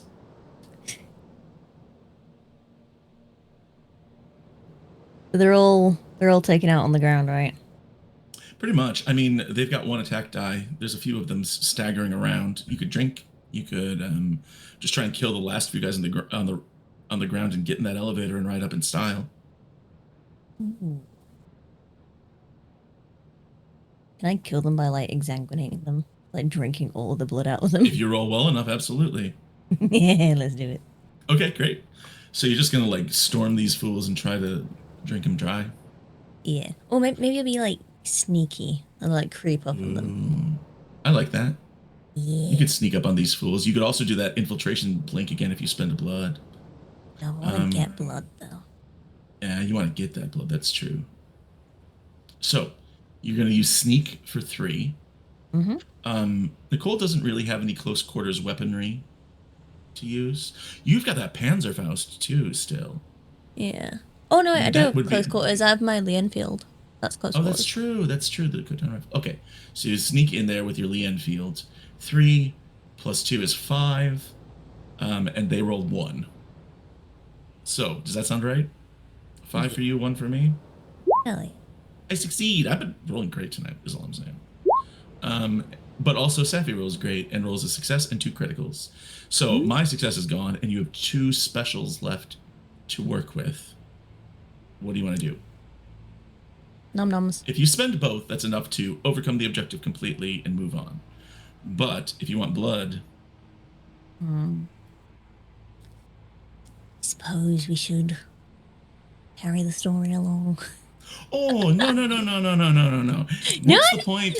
What's the point of being a Nazi during World War II if like you're all business? It's time to you have to enjoy yourself and drink some blood when you can. Okay. One to drink blood. The other one. Oh, it doesn't count towards the objective if it's only 2, does it? It would count 1 toward the objective and reduce the objective to 1 if you spent 1 of them on that. Okay, yeah, let's do it.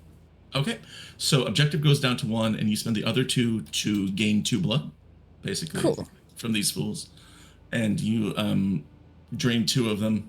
They're all looking pretty bad. Now here we are at the end of the round.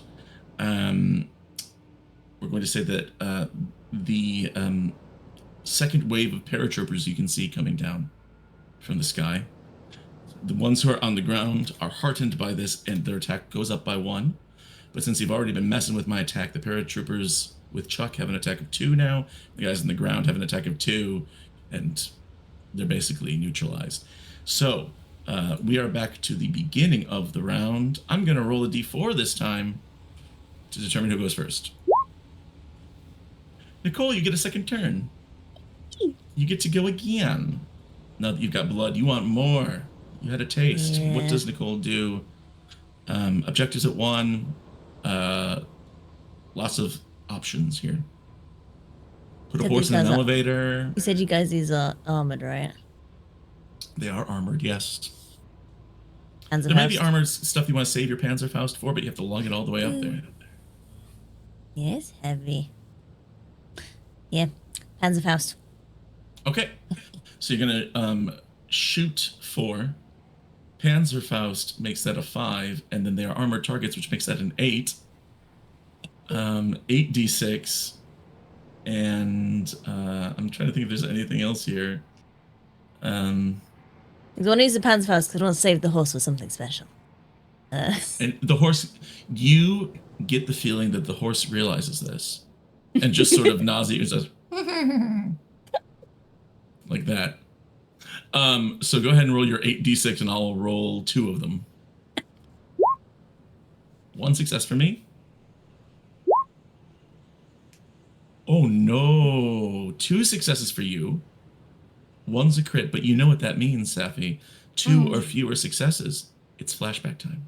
Holy shit, I'm a psychic. Oh wait, you've already used your flashback. You can only use it once Oh, damn it. per character. Sorry. Can I give it to someone But else? You still have a special to work with after you negate their success. With a special, you can clear the objective. That's one option. It's at 1. You could also do anything else you want with your special abilities. I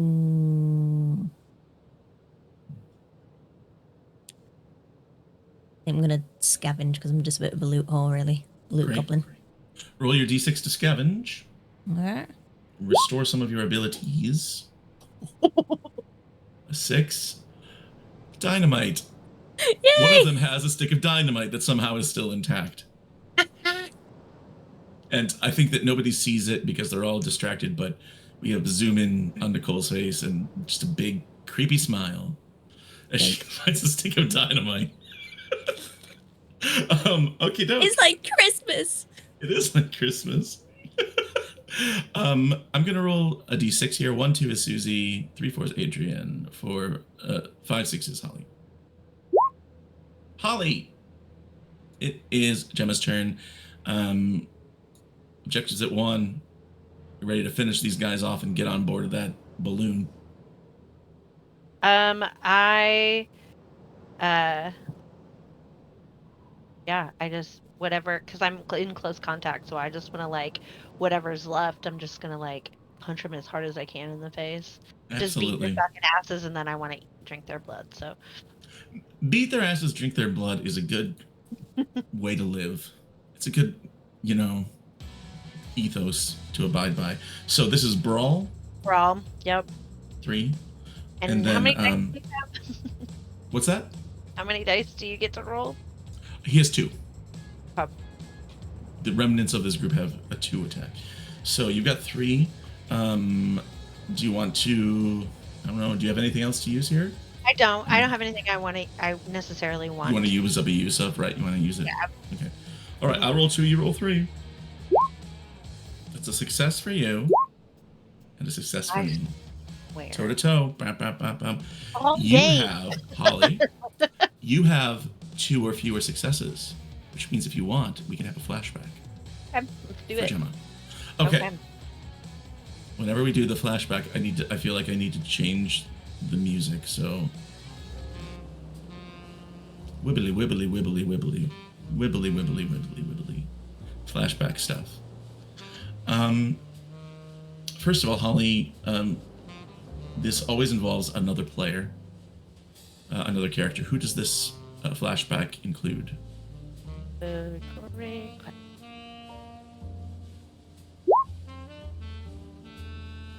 would be Abigail. As I roll the dice, that's what it was. Abby, everyone knows Abby. It's just the way it rolled. She's been doing this a while.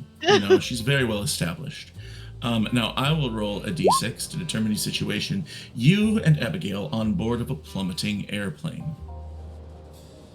What kind of airplane is it? Is it a fighter jet? Is it a passenger plane? Is it a cargo plane? A bomber?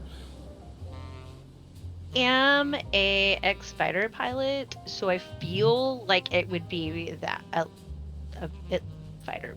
Right. And so she's in the top. She's in the goose seat, Top Gun wise, and you're in the Maverick seat as you fly this thing. Don't worry, you'll clear the canopy. Don't worry. Oh my gosh! And the question is, you recruited Abby Tefang to this organization. What did it take to get them on board, and how is it involved with you in a plummeting airplane? Ooh. Okay, I don't know enough about Abby to assume this, but do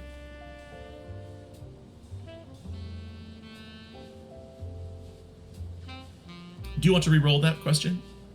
No, give me a second. Right. Okay. So okay. I want to simplify this just because I think it would be funny storytelling. Please. Abby likes the finer things, and I definitely bribed the ever living shit out of her. I was like promising this. I heard you're really good at what you do. Like yes. you sugar vampire mommied her. Yeah. Oh yeah. I love that so much. I was like, ooh, I like champagne too. Like, All this is happening while like you're in this plummeting airplane, you know what I mean? You had gone on a run to like raid this Nazi storehouse of stuff that they've stolen, like goods and stuff like that, and like fur coats and jewelry and wine and art, and you're on your way back when the plane is plummeting, and Abby still hasn't been convinced to join this group. I use the pressure of the plane plummeting, and yes. you kind of have to make a decision. Mm-hmm.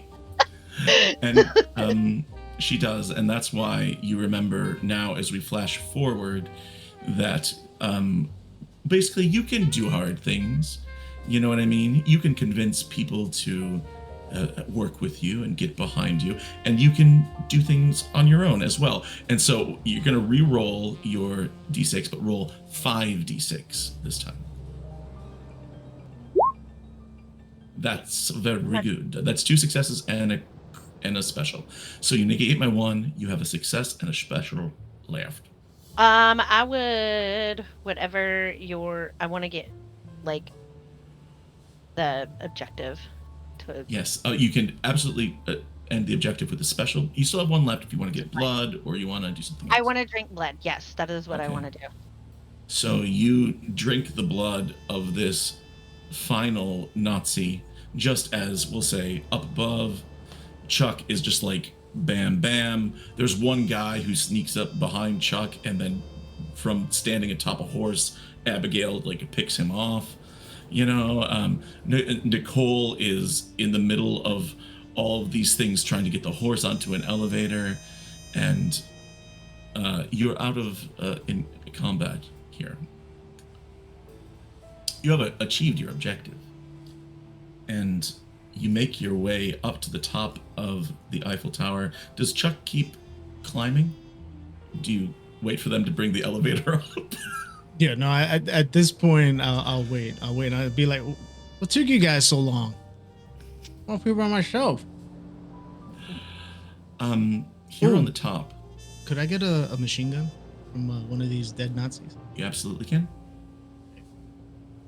Do you have the numbers for that? Yes. Okay. All right. You're on top of the top platform, and up above you see the spire. And there is some sort of satellite dish, as if it's like some sort of telecommunications device. And it is running with wires toward the balloon, where it's also hitched. It's moored up there. And there's a ladder leading up to the Zeppelin. Do you want to do anything before you enter Hitler's balloon? There's no wrong answer here. I'm just asking. Chuck looks at Nicole. You gonna do something with the horse?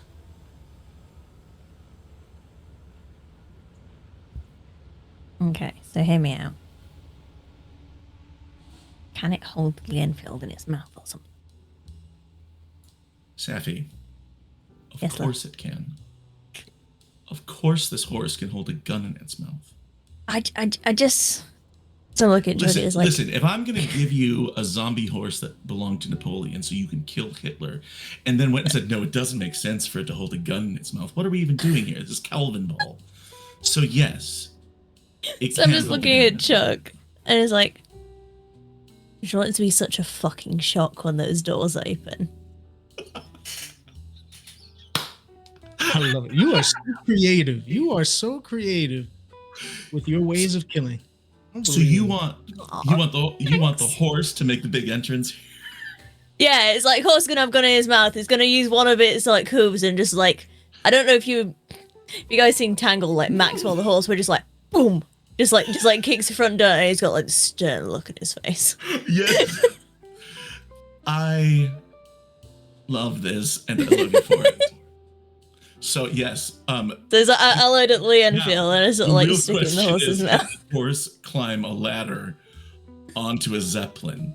I don't know. Do Zeppelins, would they have like loading planks? I don't even know what the plans were. Could you have like a ramp? Probably. They're strong. You think like an airship, right? That would dock. It'd have to be able to do that at some point. Yeah. How would you get the furniture on? Come on. And as you enter, yes, there is furniture. Here on Hitler's Zeppelin, in a word, sumptuous. In another word, airborne. And it appears as though no expense was spared in outfitting this dirigible with marble and silk and mahogany. Even here in the main central boarding area are these marble staircases leading up to mezzanines, long hallways, and there is a sign pointing in one direction down a long hall, and it says the German words for broadcast suite. I recommend you go that way.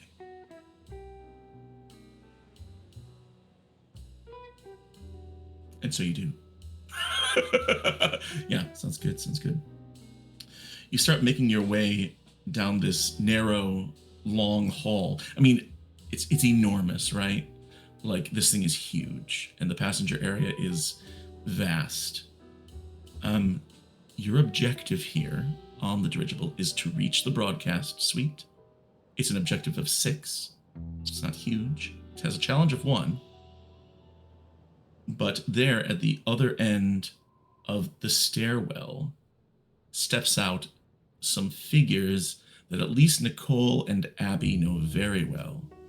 These are Vampirjäger, who are oath-sworn hunters that carry blessed bullets, holy water squirt guns, sharpened stakes, and firebombs. There are 5 of them, and they come out to confront you and bar your way down this hall, which is lined with some of the shittiest artwork you've ever seen in your life. And so... I have a really fun idea. Do it. Before I hit the punk rock music, do it. Okay, so just for old time's sake, Abigail has explosive runes that she can attach to things. And we have this lovely horse, which has, let's be honest, 1 use left in it. With a kick the door open. Yeah. What if we attach some of these lovely exploding runes to our beloved zombie horse and sent it in there to the Vampirjäger? You could have absolutely done that. Is that cool with everyone? This can happen before the confrontation. Should we blow up the horse, they say? It's like, I'll be completely honest, like when I was sort of like tossing up what I wanted to do with the horse, I did think about, the grenades and the dynamite, but then I thought that was too cruel. So then I thought, no, I'll give it the Enfield instead. But apparently we're all thinking on the same fucking lines here.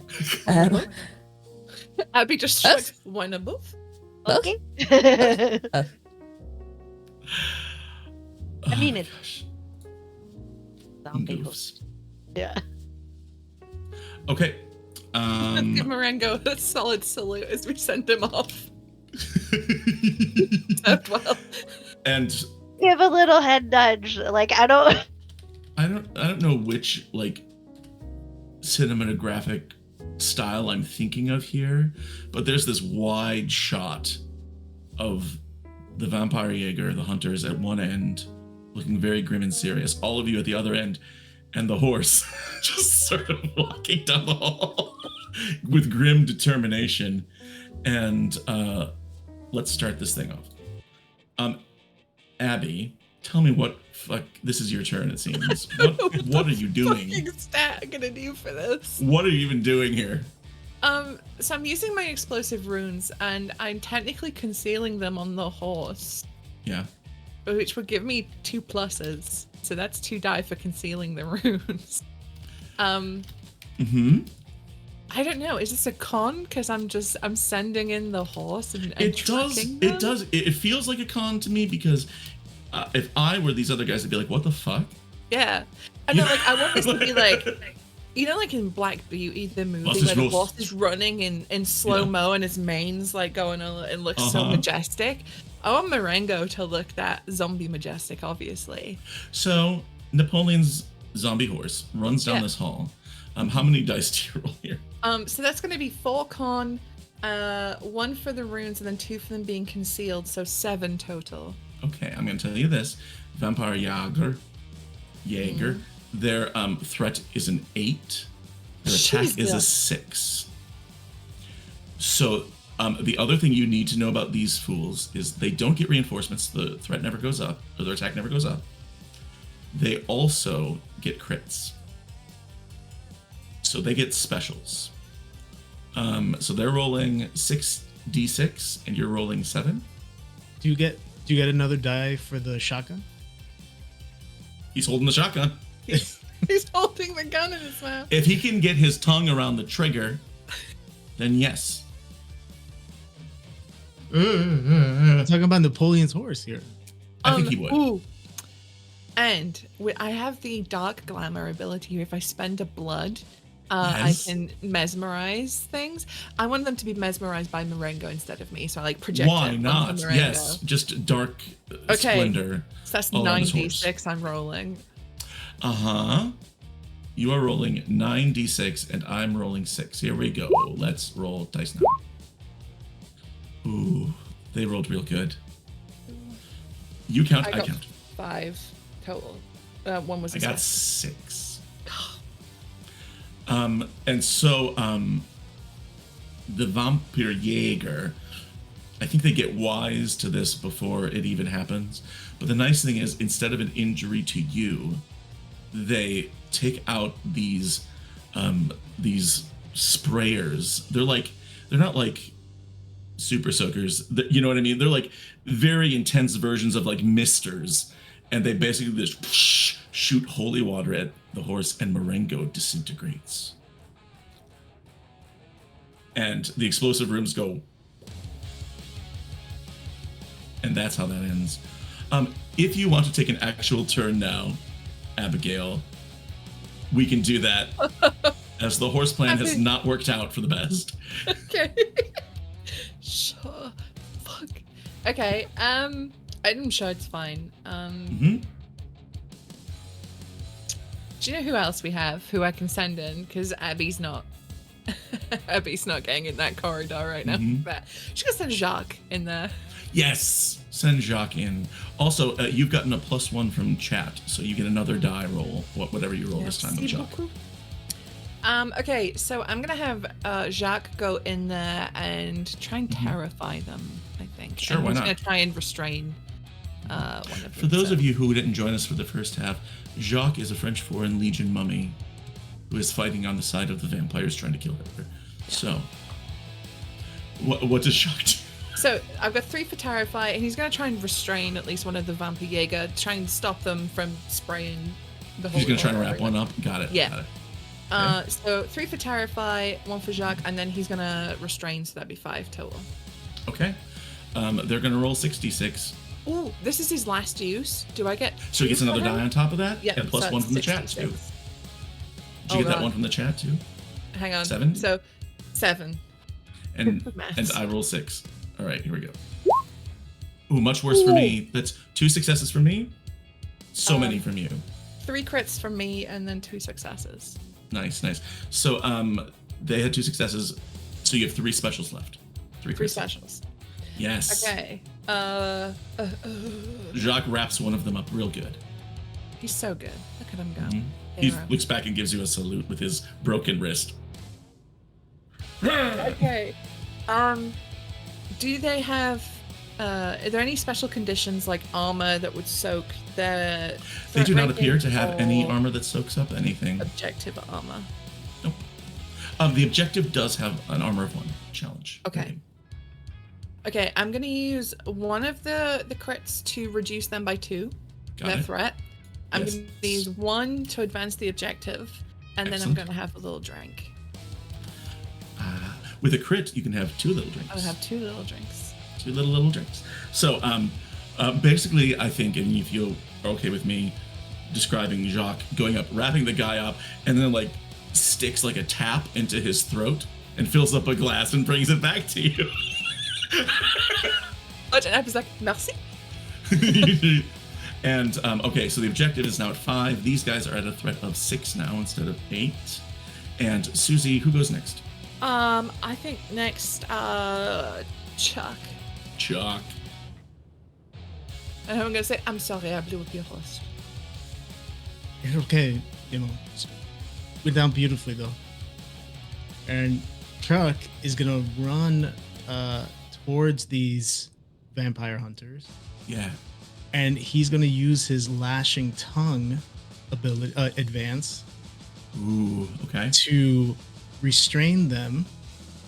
And I am going to use my shotgun for the final time, and it's going to be point blank. My God. And I want to make it clear, this is the first time any of you have seen Chuck grab someone with his tongue. Yeah. You see this long, gross-looking tongue. It's all like gray and I mean, I'd be like, whoa. It's like the kombucha girl moment. It's like, And I also want to spend another blood to hawk up some more acid spit. Jeez, my man. Okay. I don't know how many die that is. I'm doing the math. I don't either. Let's look at your sheet. So shoot is 3. Okay. The shotgun is 1 plus its point blank, so that's 3, but it's also the final use. Which is another one. Okay. 4. And lashing tongue, the advance, plus restrain. Oh my gosh. Yeah, you definitely do that. So that's 2 more on top of that. And then acid spit. Acid spit gives you another. These guys aren't metal, so it gives you another 1. Okay, so that is 10. 10 for you. Awesome. 6 for me. So let's roll here and see what happens. Ooh, they rolled real good. You better roll real good. What'd they do? They rolled 3 regular and 2 crits. So they rolled 7 successes.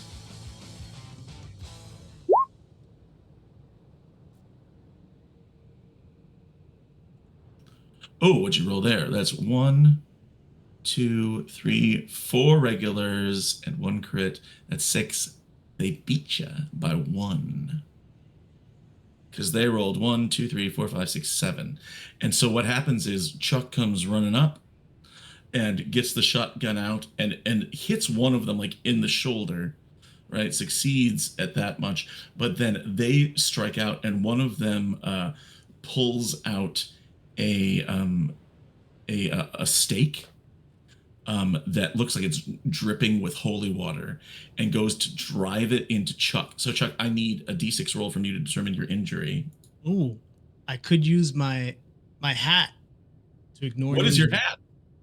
My hat, it says cowboy hat, marked to ignore an injury or being downed. My hat is destroyed. I love that. I didn't even see that before. So basically it's like getting your hat shot off and having a hole in it, right? So they go to like take this stake and drive it into your hat, but it's like your heart, but you take your hat off and it blocks it. Your hat is now destroyed. I'm so sorry. You're gonna pay for that one. But you don't get an injury. All right. Toss it to either Nicole or Gemma. Nicole. Nicole is up next. Hello. Hello.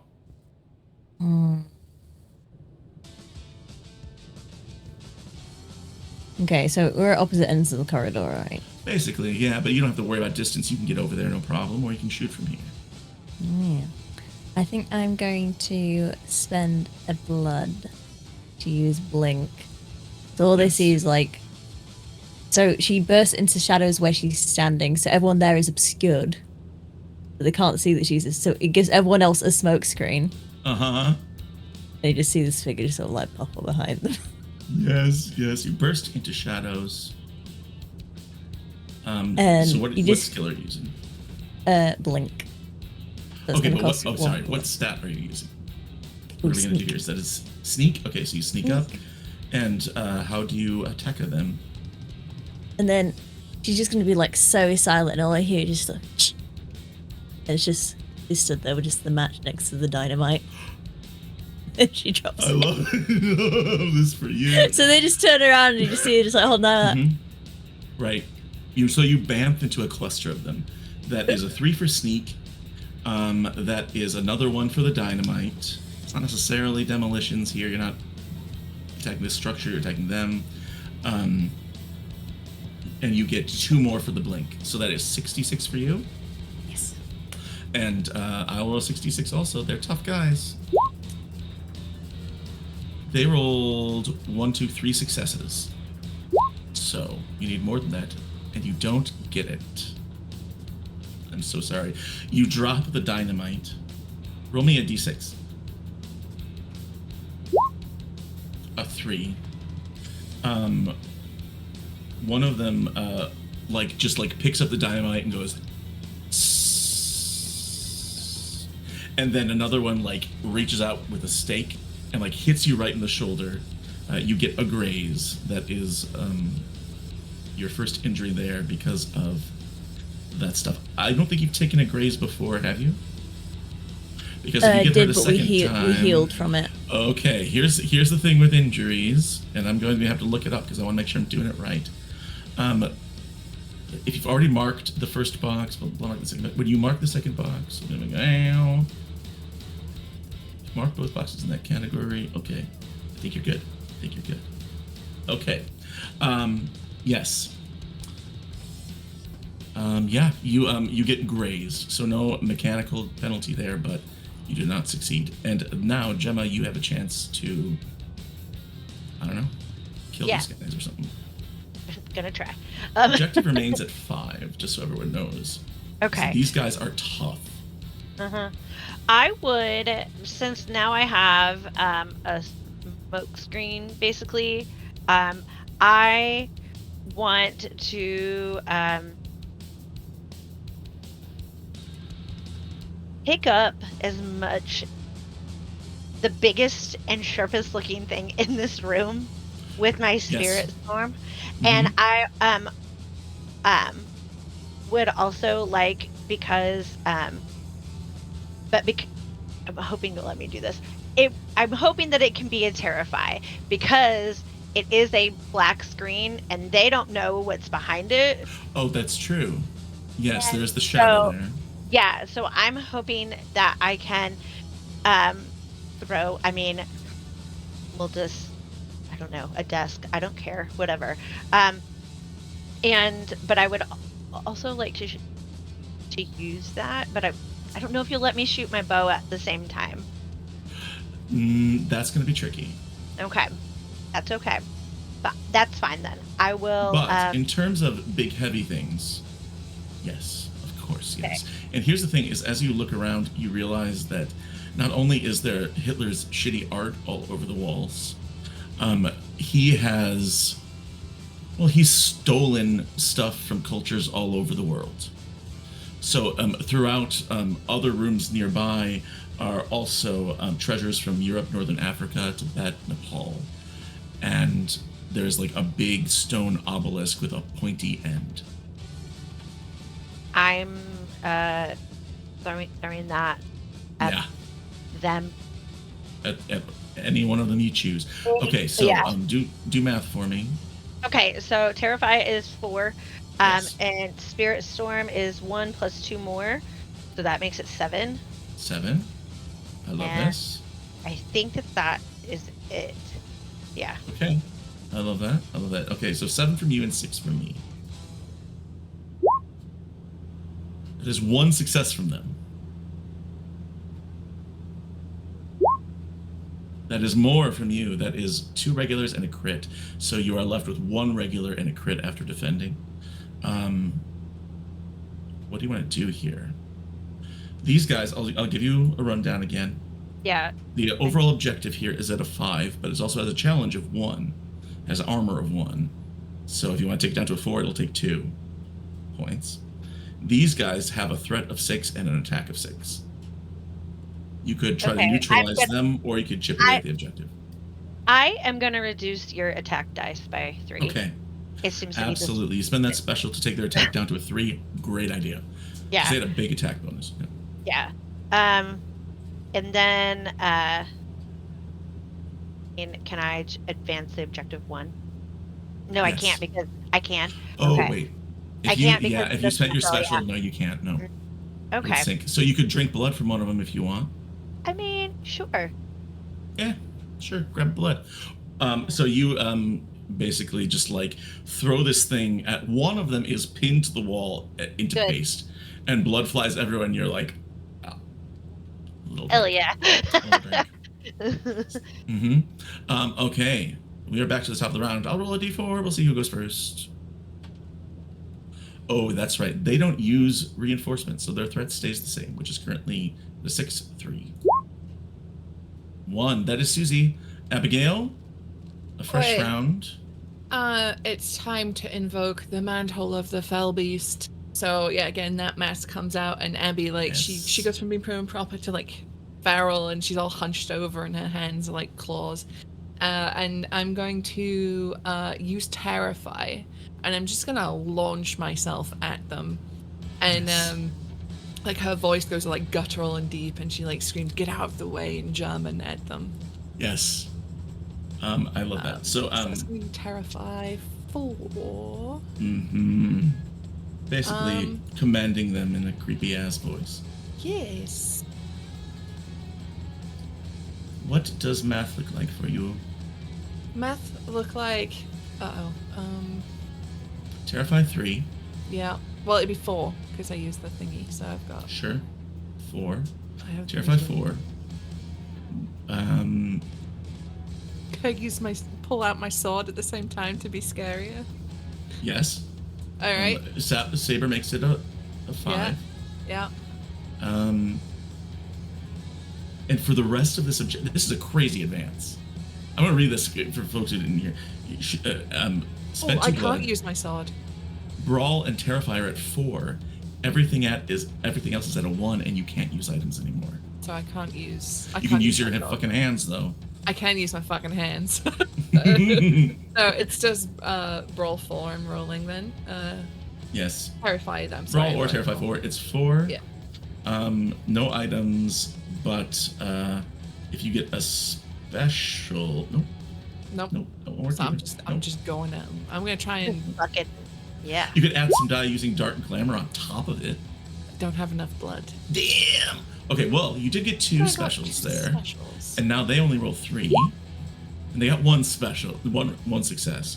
So you have basically 2 specials. You can burn 1 to defend. Yeah. I'll give you the 1 that's left over from that. I don't know if I'm supposed to, but you have 3 points to work with, 3 successes. Okay, so I'll use one of the specials to advance the objective. Sweet. Down 1, and then use the other one to attack the threat. Oh, great. Okay. So, yes. So use the other one. Do you want to reduce their threat? Is that what you're doing there? Yes. Okay.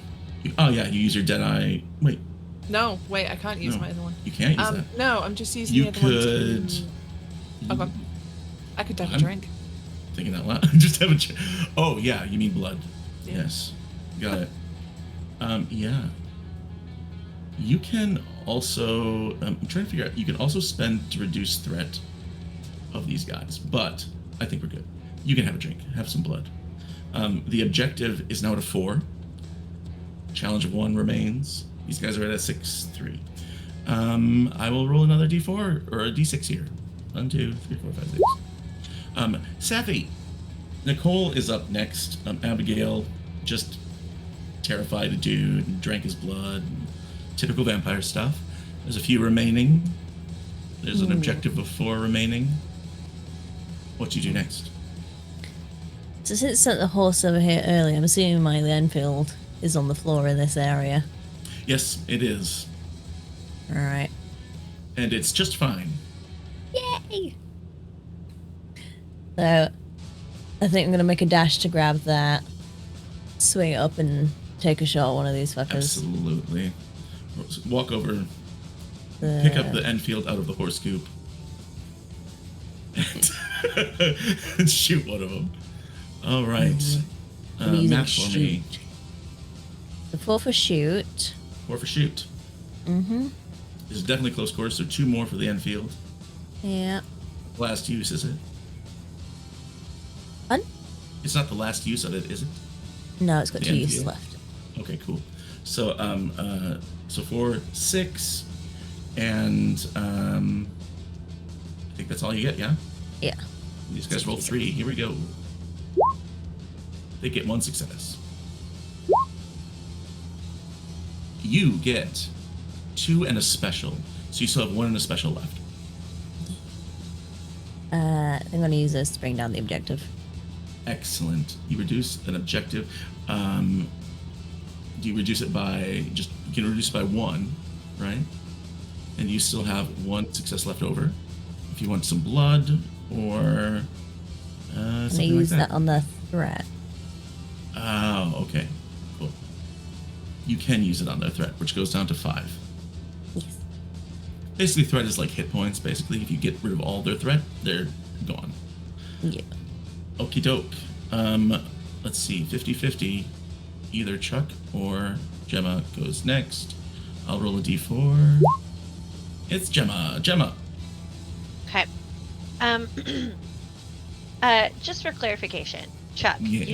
you still have the fragmentation grenade, correct? Yeah, I do. Okay, I was just making sure. Oh, Okay. throw it to you. No, no, I was just making sure you had it. I didn't want to put it in the plan.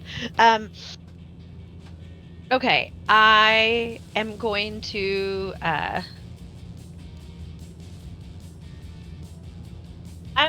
I at this point am tired. My friend got like her. I'm like healing. Like I'm over it, and I want to use terrify, but I want it to be like feral. I want to let out like this scream that it sounds like every animal in the whole wide world all at once. The menagerie terrified. Yeah. The feral And, and I am just I would like to use my spirit fetters for that as Okay. well. Because I'm like tapping into that energy or whatever. I don't know if we can count the zombie horse goo as animals, but that would be really cool if we could. Absolutely. Yes, absolutely. There is animal remains here. That counts. Okay. So, math it up for me bit by bit. Terrify 4.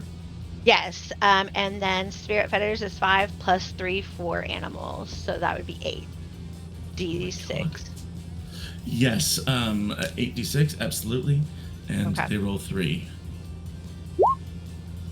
They roll 3 successes. Oh, 4 successes. They get a special. You get 1, 2, 3, 4, 5. You get one more than them. And that's a special 2 if you want to use. No, it's just 1. Wait, 1, 2, 3. No, if you use your special and 2 others, you still have 1 left. It's 1. You have 1. I have 1 left. You have 1 left. Yeah. And it's not a special, huh? Okay. It's not. Fine. I will advance the objective. You can't because there's armor on Oh, it. because it's the You 2. need Damn it. Okay. Then Drink blood. You could lower their threat. I'm going to lower their threat. Yeah. Okay. It's down to a 4 now. They are basically meaning you took another one of them out and killed another one. Good. Chuck, you are up, my friend. Let's go. Let's go.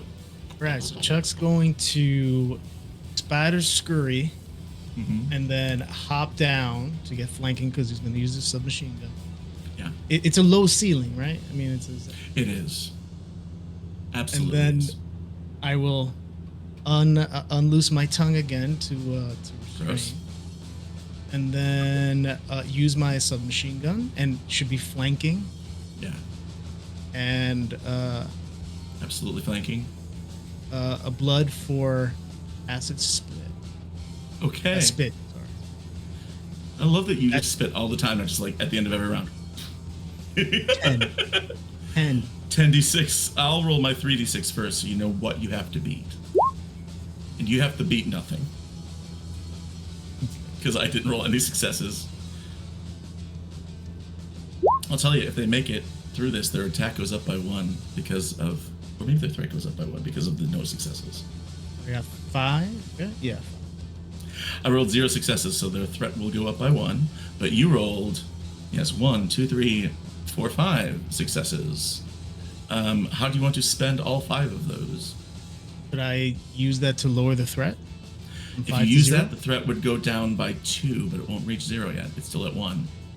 And you would have 1 left over. Oh, wait. 1. Hold on. You can take it down to 0. Because anytime you lower the threat, the first one negates. So they can use 3 more to lower the threat to 0. And you would still have 1 left over, you're right. What do you want to do with your leftover point? My leftover, I'll just drink some blood. Nice. You got some blood.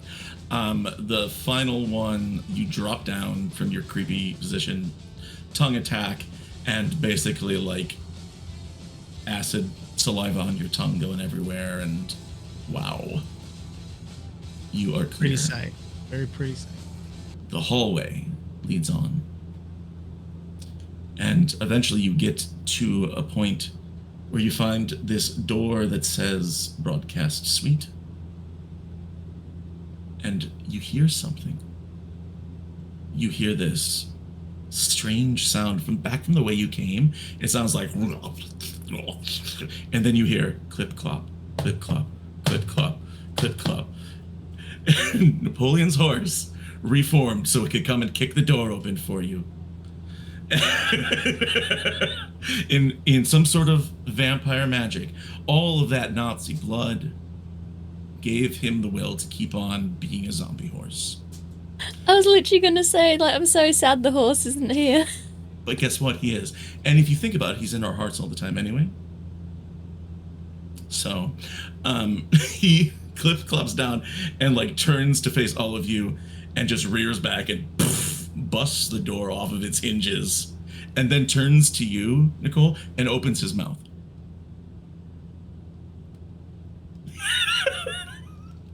And he marches in with a gun in his mouth. Here's what you see. Here, in the broadcast suite of Hitler's Zeppelin, an elaborate set has been constructed to give the illusion of power and superiority. There are banners on every wall.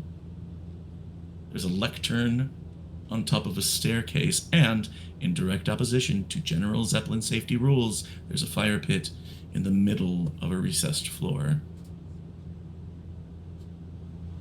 It doesn't appear that there's anyone here, but there are a series of cameras, of video cameras, pointed toward the middle of the room. And you can tell from the sound that they're on, they're running. And you realize now what Hitler's plan is to bring you all here and to kill you on camera as a way to establish superiority. So you sort of enter the room. You don't see Hitler anywhere, but then you hear this growling and this howl. And you all sort of look up, and out of the rafters drops an incredibly monstrous creature. It is the result of multiple infusions of cursed wolf blood and canine teeth implanted against the spinal column, meaning that this is a half-man, half-wolf with impossible strength. This is the Verhund. And he is the final thing standing between you and Hitler. He is an Ubermensch, which means that he's tough. He has a threat of 10, a challenge of 1, and an attack of 5. But he's got some other stuff in there too, where if he injures you, it's bad. And also, he is, well, he can't, you can't lower his challenge. He can regenerate and stuff like that. So you have to get rid of his threat. Your objective here is to take that threat from 10 down to 0. Okay? But he growls at all of you, and you know that if you drink his blood, you can have another advance right away. So keep that in mind, and we are going to start this stuff off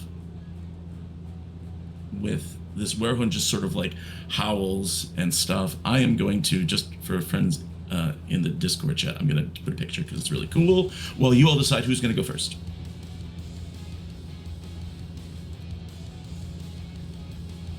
Bagsy not it.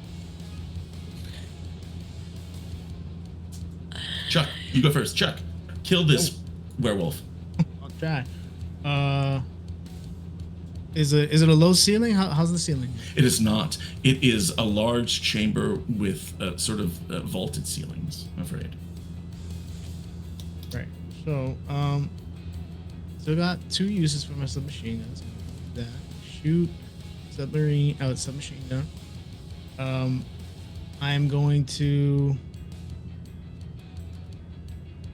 Yeah, I'll just use the spider scurry just to get closer to him. Okay. And then the lashing tongue with the acid spit. Okay. And so no you metal, are right? He's got no metal. Well, yeah, you can. I mean, you can just like sort of get closer to him if you want. There's no low ceilings; they're all high, but you can scurry up to him for sure. And what was the question that you asked there at the end? No metal, right? He's got no metal on him. He does not appear to have any metal at all. No. All right. That should be 9. Okay. He has an attack of 5. So if you roll, and he has a challenge of 1 also as you try to reduce his threat, just so you know. So he's gonna roll 5d6. Ooh, 1, 2, 3, 4. He has 4 successes.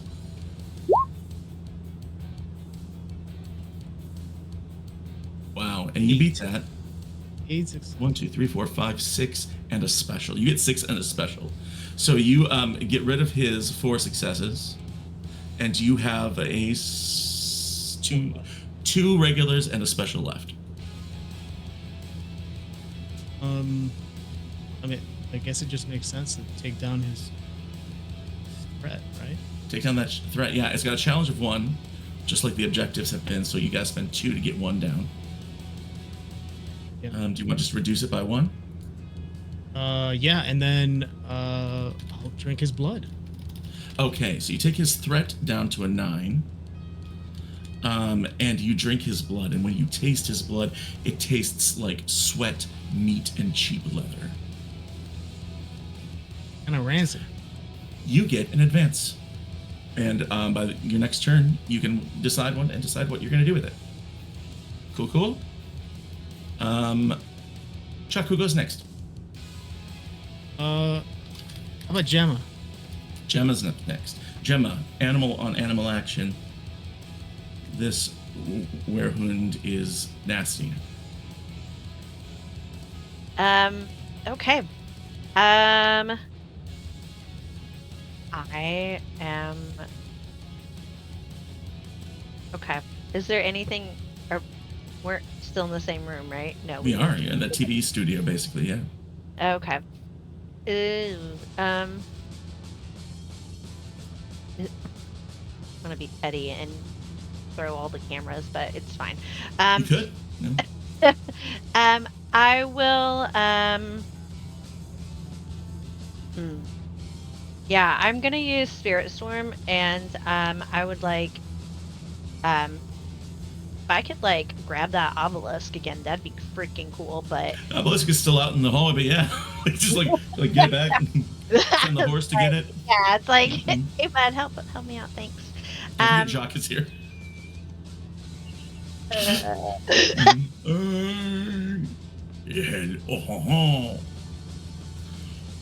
You want to put this obelisk at this werehund? I would like to do that. Yes. Yes. And so that is, can I use brawl or? Yep. Okay. Because Brawl sounds I'm going for like pure power at this time. I'm not trying to do anything. Yeah. Right. So it'll be 3, and then 1 for Spirit Storm, and 2 more because it's sharp and heavy. Yep, that's 6. You roll 6, and I roll 5. He got so many failures. All right. Yeah. I got 2 successes. You got 2 successes. He dodges out of the way, is the best way I can describe that, is you miss. And, yeah, this thing looks tough and fast and difficult to defeat. Who goes after you? Let's do Nicole. Nicole, excellent. So look at this dude. He's got like bane tubes running to his body. He's got blood pumping through his system. He's like 8 feet tall, slavering. Yeah. What you do? I think I'm gonna spend a blood. Yeah. I use blink. Yeah. And I'm gonna vanish in cloud of smoke. Mm-hmm. And then not immediately behind him, but just Maybe there's like a little behind raised dais with a lectern on it that you jump up there. Yeah. Yeah.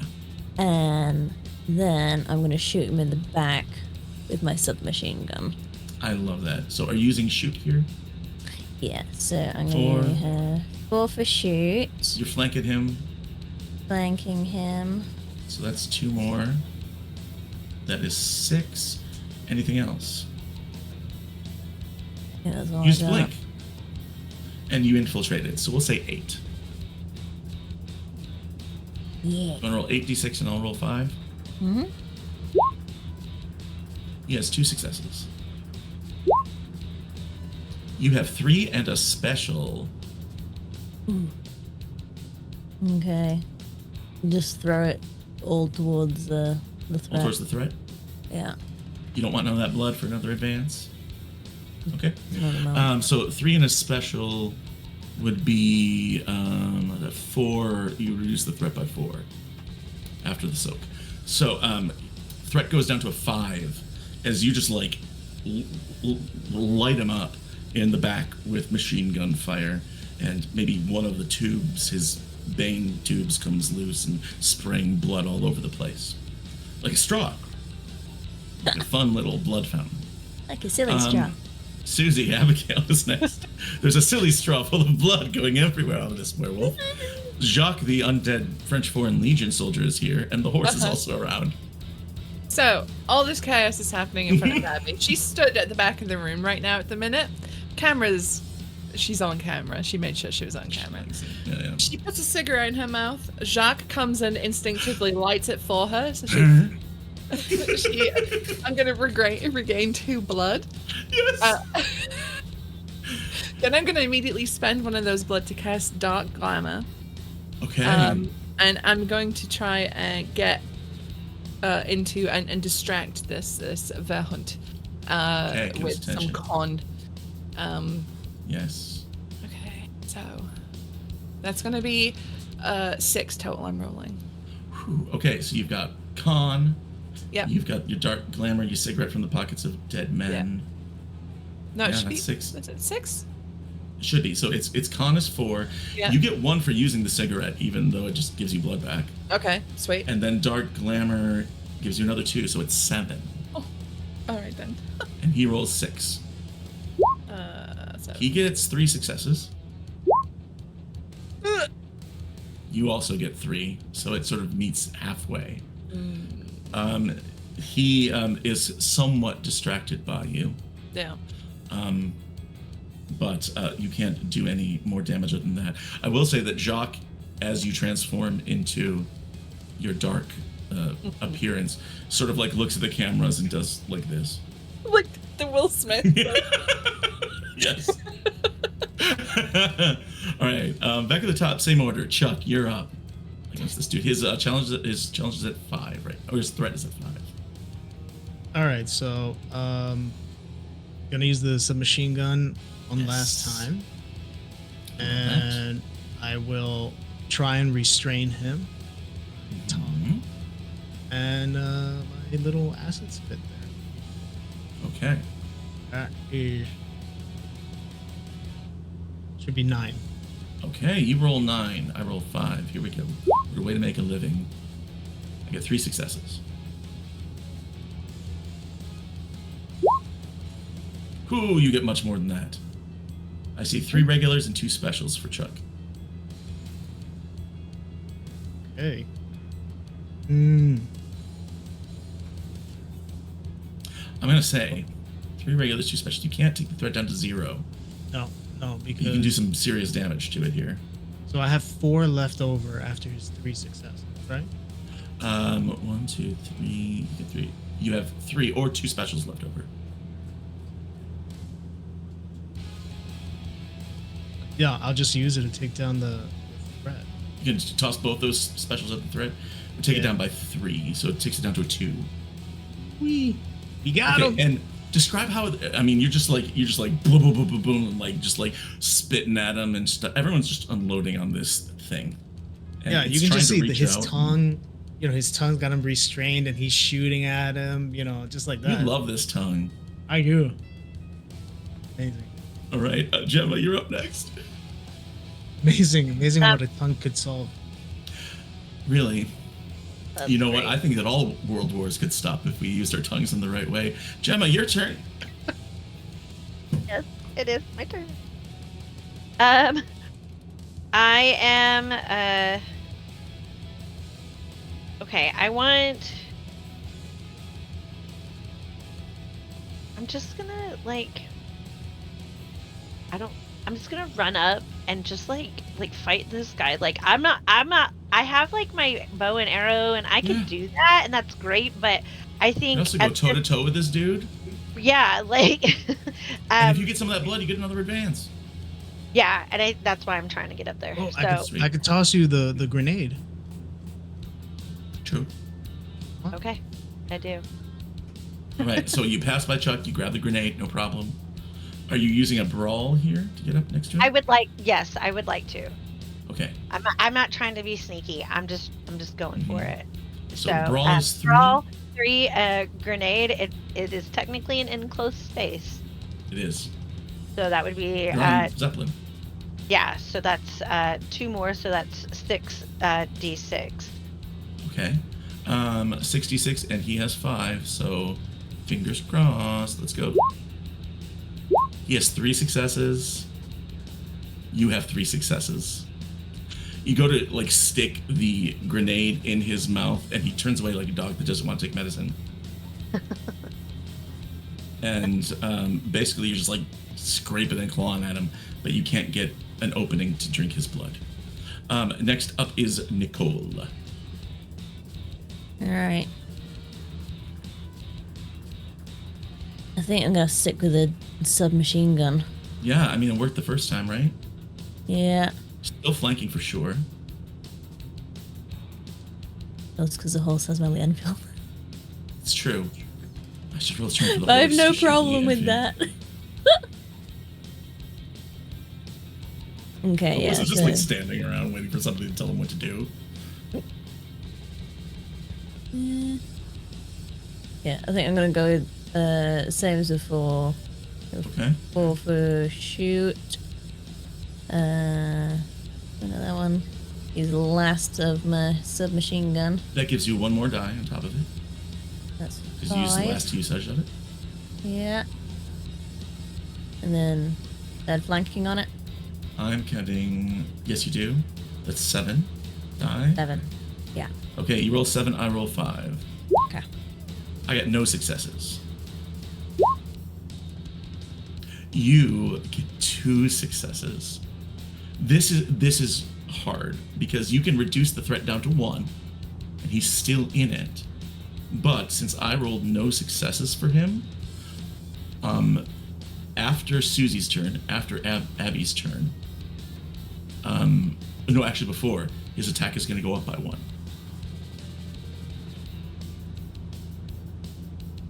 And you can't really end him here, so I mean, it's up to you how you want to do this. You could also drink blood here and spend it on that and power yourself up a little more. This is the big boss battle. I think I will take some blood to use then. Okay, you did have a drink. You get an advance. Again, Yep.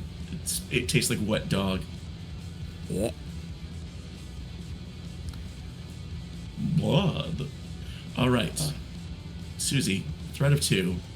His attack has gone up. It's now 6. What does Abby do here? Does she unmute first? Does she unmute her microphone?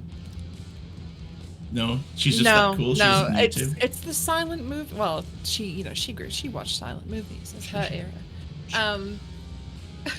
She's gonna sling the rifle off her shoulder, and she's gonna take a moment to take aim at this dog, and it's gonna be the last use of her exquisite hunting rifle. I know. Give it to you by Jake. Yeah. So it's gonna be. That's gonna be 5 to shoot. Okay. Unless I can get elevated enough for it to count. There's a dais. I'll get up on the. Climb up on that dais. I'll climb up on that dais. Where if you I were meant have to be. Where I It's where was- most of the cameras are pointing. Well, So yeah, I'll get up there. And Jacques is also with you.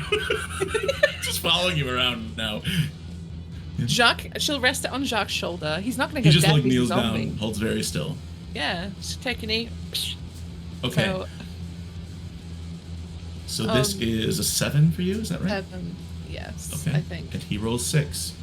Here we go. He has 2 successes. Roll 20. 1, 2. You have 3 successes, which means you can't. You can. Oh, here's the thing. Okay, you can take an injury, and then use those 3 successes to finish off the objective, but you would be injured. Sure. And Okay. where is Abby? Doesn't have any injuries right now, does she? No. Do you want to take an injury? Yes, absolutely. Okay. I'll take that I'll roll a metaphorical d6 for bullet. that. I'm so sorry for this. I rolled a 3. And that means that as you finish off this werewolf and kill it, your hair does get messed up. What if it explodes and like there's just viscera in her hair? Yeah, blood, and everybody's appearance is ruined. But the werewolf is dead. And as the smoke clears and it lies there, you hear from behind the curtain at the back of the dais a mild whimpering. Abby spins around furiously because hair is ruined yet again. And she There. pulls back the curtain. There, crouched in a fetal position, having wet his pants, is Adolf Hitler. So you got Adolf? Sent your little doggy after us? Now, as the rules of Eat the Reich go, he doesn't get to talk. He doesn't get to make a speech. He just dies. I No. think I would The like. 4 of us like descend is how I feel. Like Yeah, we're yeah, like, yeah. Susie, what was Abby gonna say? I was gonna say Abby's just gonna get Jacques to drag him out in front of the cameras, and then we'll kill Absolutely. him in front of everyone. In front of the cameras, for sure.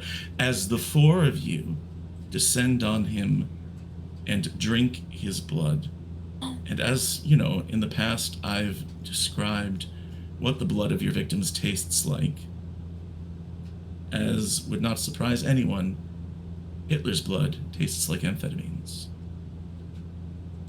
And so, with that one motion, you end the Nazi occupation of Paris, their campaign throughout Europe, put into motion the end of the Second World War, and you got a horse. How about just a really brief, can we do like a little montage thing where we go around and see each one living your best life post-war and what that looks like? Would that be all right? So think about your character and what's the best possible result from them going forward? You know, don't forget, like, where's Jacques? You know, all this other stuff. And I'll roll a d4 just to see who goes first here. Gemma, you are the first. Post-war, what is Gemma doing with her evenings? Gemma is living nowhere near people. She's living like out. She is in the forest, and when this but she's like living her best little like cottagecore life. Like she is like, yes, and she's like she's like, you know, she does everything, and she but she does, I would say she's not too far out of town where she can't go back and be like, I gotta go back to town. But yes, she's doing that, and she is she probably has like 1,000 animals of every kind, from birds to cats to dogs to foxes and like anything. And they've all adjusted to be nocturnal like her. And like, you know, just awake at night. Fantastic. Let's get up. Yeah. Safi, what is Nicole doing going forward? Nicole is back in London.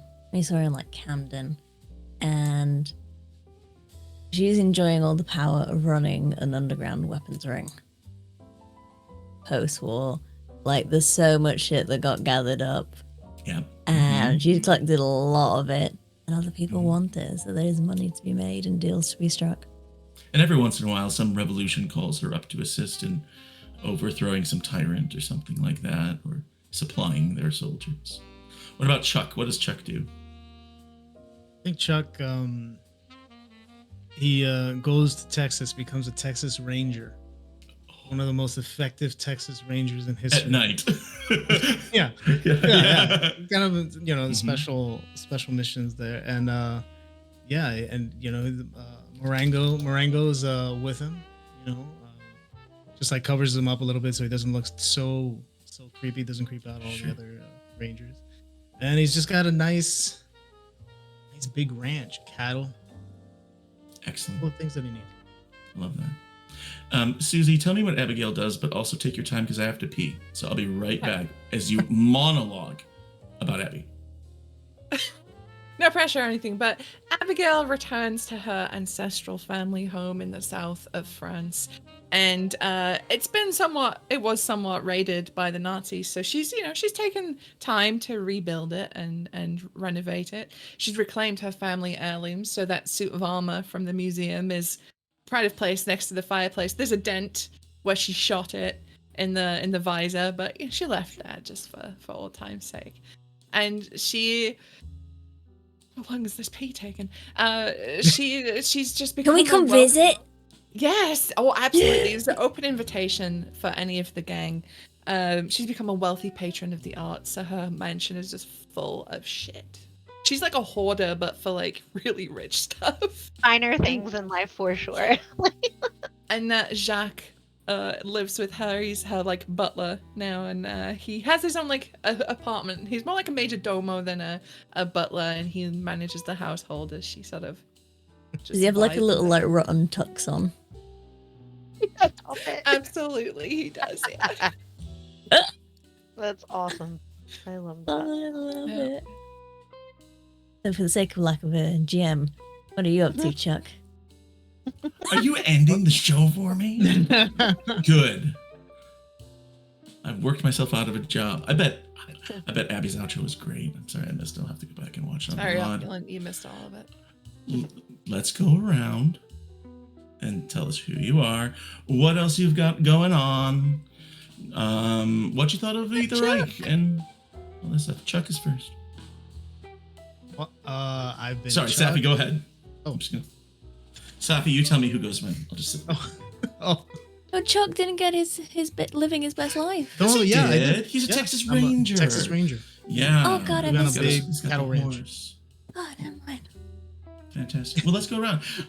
First of all, thank you, cast, for being fantastic and for being here. This was a lot of fun, and I'm super happy with my vampire squad. Maybe we'll play again sometime. We don't know. But tell us what else you have in the works and anything else we should know about you. And we'll start with Adrian. We'll start with our Chuck. So, Adrian, thank you for being here. Chuck was a delight. And I'm so glad I got him that horse. Yeah, beautiful. So I've been Chuck. My name's Adrian. Sunday's Kid 007. I'll be on 20 sides to every story. We're playing a Simbrim campaign. And then that's where you can find me. Fantastic. Well, thank you so much for being here, for being a part of it. I don't even know. I haven't looked at chat or anything like that, or where everyone is situated on chat. There you are. Let's go up from you to Susanna Grace. Susie. Hello. I've bullied you into playing this game, and you did not disappoint. I had such a good time. So much so, in fact, that I'm actually going to be running Eat the Reich at some point over on Follow Black Cats. Do you need a for vampire? my pals. Potentially. I might hit you up in your DMs. We'll see. It's not unlikely. But yes, I'm looking forward for GMing it. This game is exactly up my alley. Kill Nazis, be a vampire. Get a little Foreign Legion mummy as a pet. But when I'm not doing that, I make tabletop RPGs, one of which is nominated for a crit award, my solo RPG Chevalier French theme again, is up for Best Solo RPG. It's where you play a teenage mecha pilot. So if you like Gundam, Neon Genesis Evangelion, etc., you will love that game. It's really sad and people die all the time. Great. Yeah. I'm that's me. Oh my gosh, I love it. Thank you, Susie. Everyone go buy Susie's game. Is Crit Awards voting? It's done, right? It's all over. July 7th, I think it ends. Okay, well, if there's time to vote, go vote for Susie's game. I did forget. If you do want to buy Chevalier, it's currently on 25% off sale on itch. Amazing. Thank There you. you All right. Safi, my friend. Hi. Hi. It was so great having you here. This is the first time Safi and I have ever played a game together. And Nicole was a delight as well. What do you have happening? And tell us about yourself. Well, tomorrow actually, I'm going back to my very wholesome Root TTRPG game where I play Tiny Mouse called Junior, who believes he's like a little admiral dude. Love that for you. And where can we see that? You can find it on the YouTube channel for The Wandering Inn. Oh, okay, great. Terrific. Well, we shall come by and check you. Safi also streams on her own channel, and you should all go and follow her there too. It's fantastic. Safi is the reason that I do Words with Friends or stream Words with Stream on my channel now in between breaks because I became obsessed with it. All right. And then finally, Holly. So good. So great. So wonderful. Thank you for everything that Gemma brought to the table in her feralness. What are you going to do next? What's happening with you? Actually, this week I am playing in a Cyberpunk Red one shot on HSC. And Casey's going to be my GM, and I'm very excited about that. Sweet. Yeah, and as of right now, there's not a whole lot else going on for me. Just bulking up and getting ready for Gen Con. That's it. Like Yeah, pretty much. Amazing. Well, thank you for that. I'm Doc Rimbo. I have my own channel where I do cowboy dollies. I'm on Lost Caravan quite a bit. This fall, we're going to come back with the 4th season of Impossible Landscapes, and that'll be somewhere in September. Next month, which starts tomorrow, next month, I'm going to be in a 2-shot of The Walking Dead tabletop game, which will be fun. And then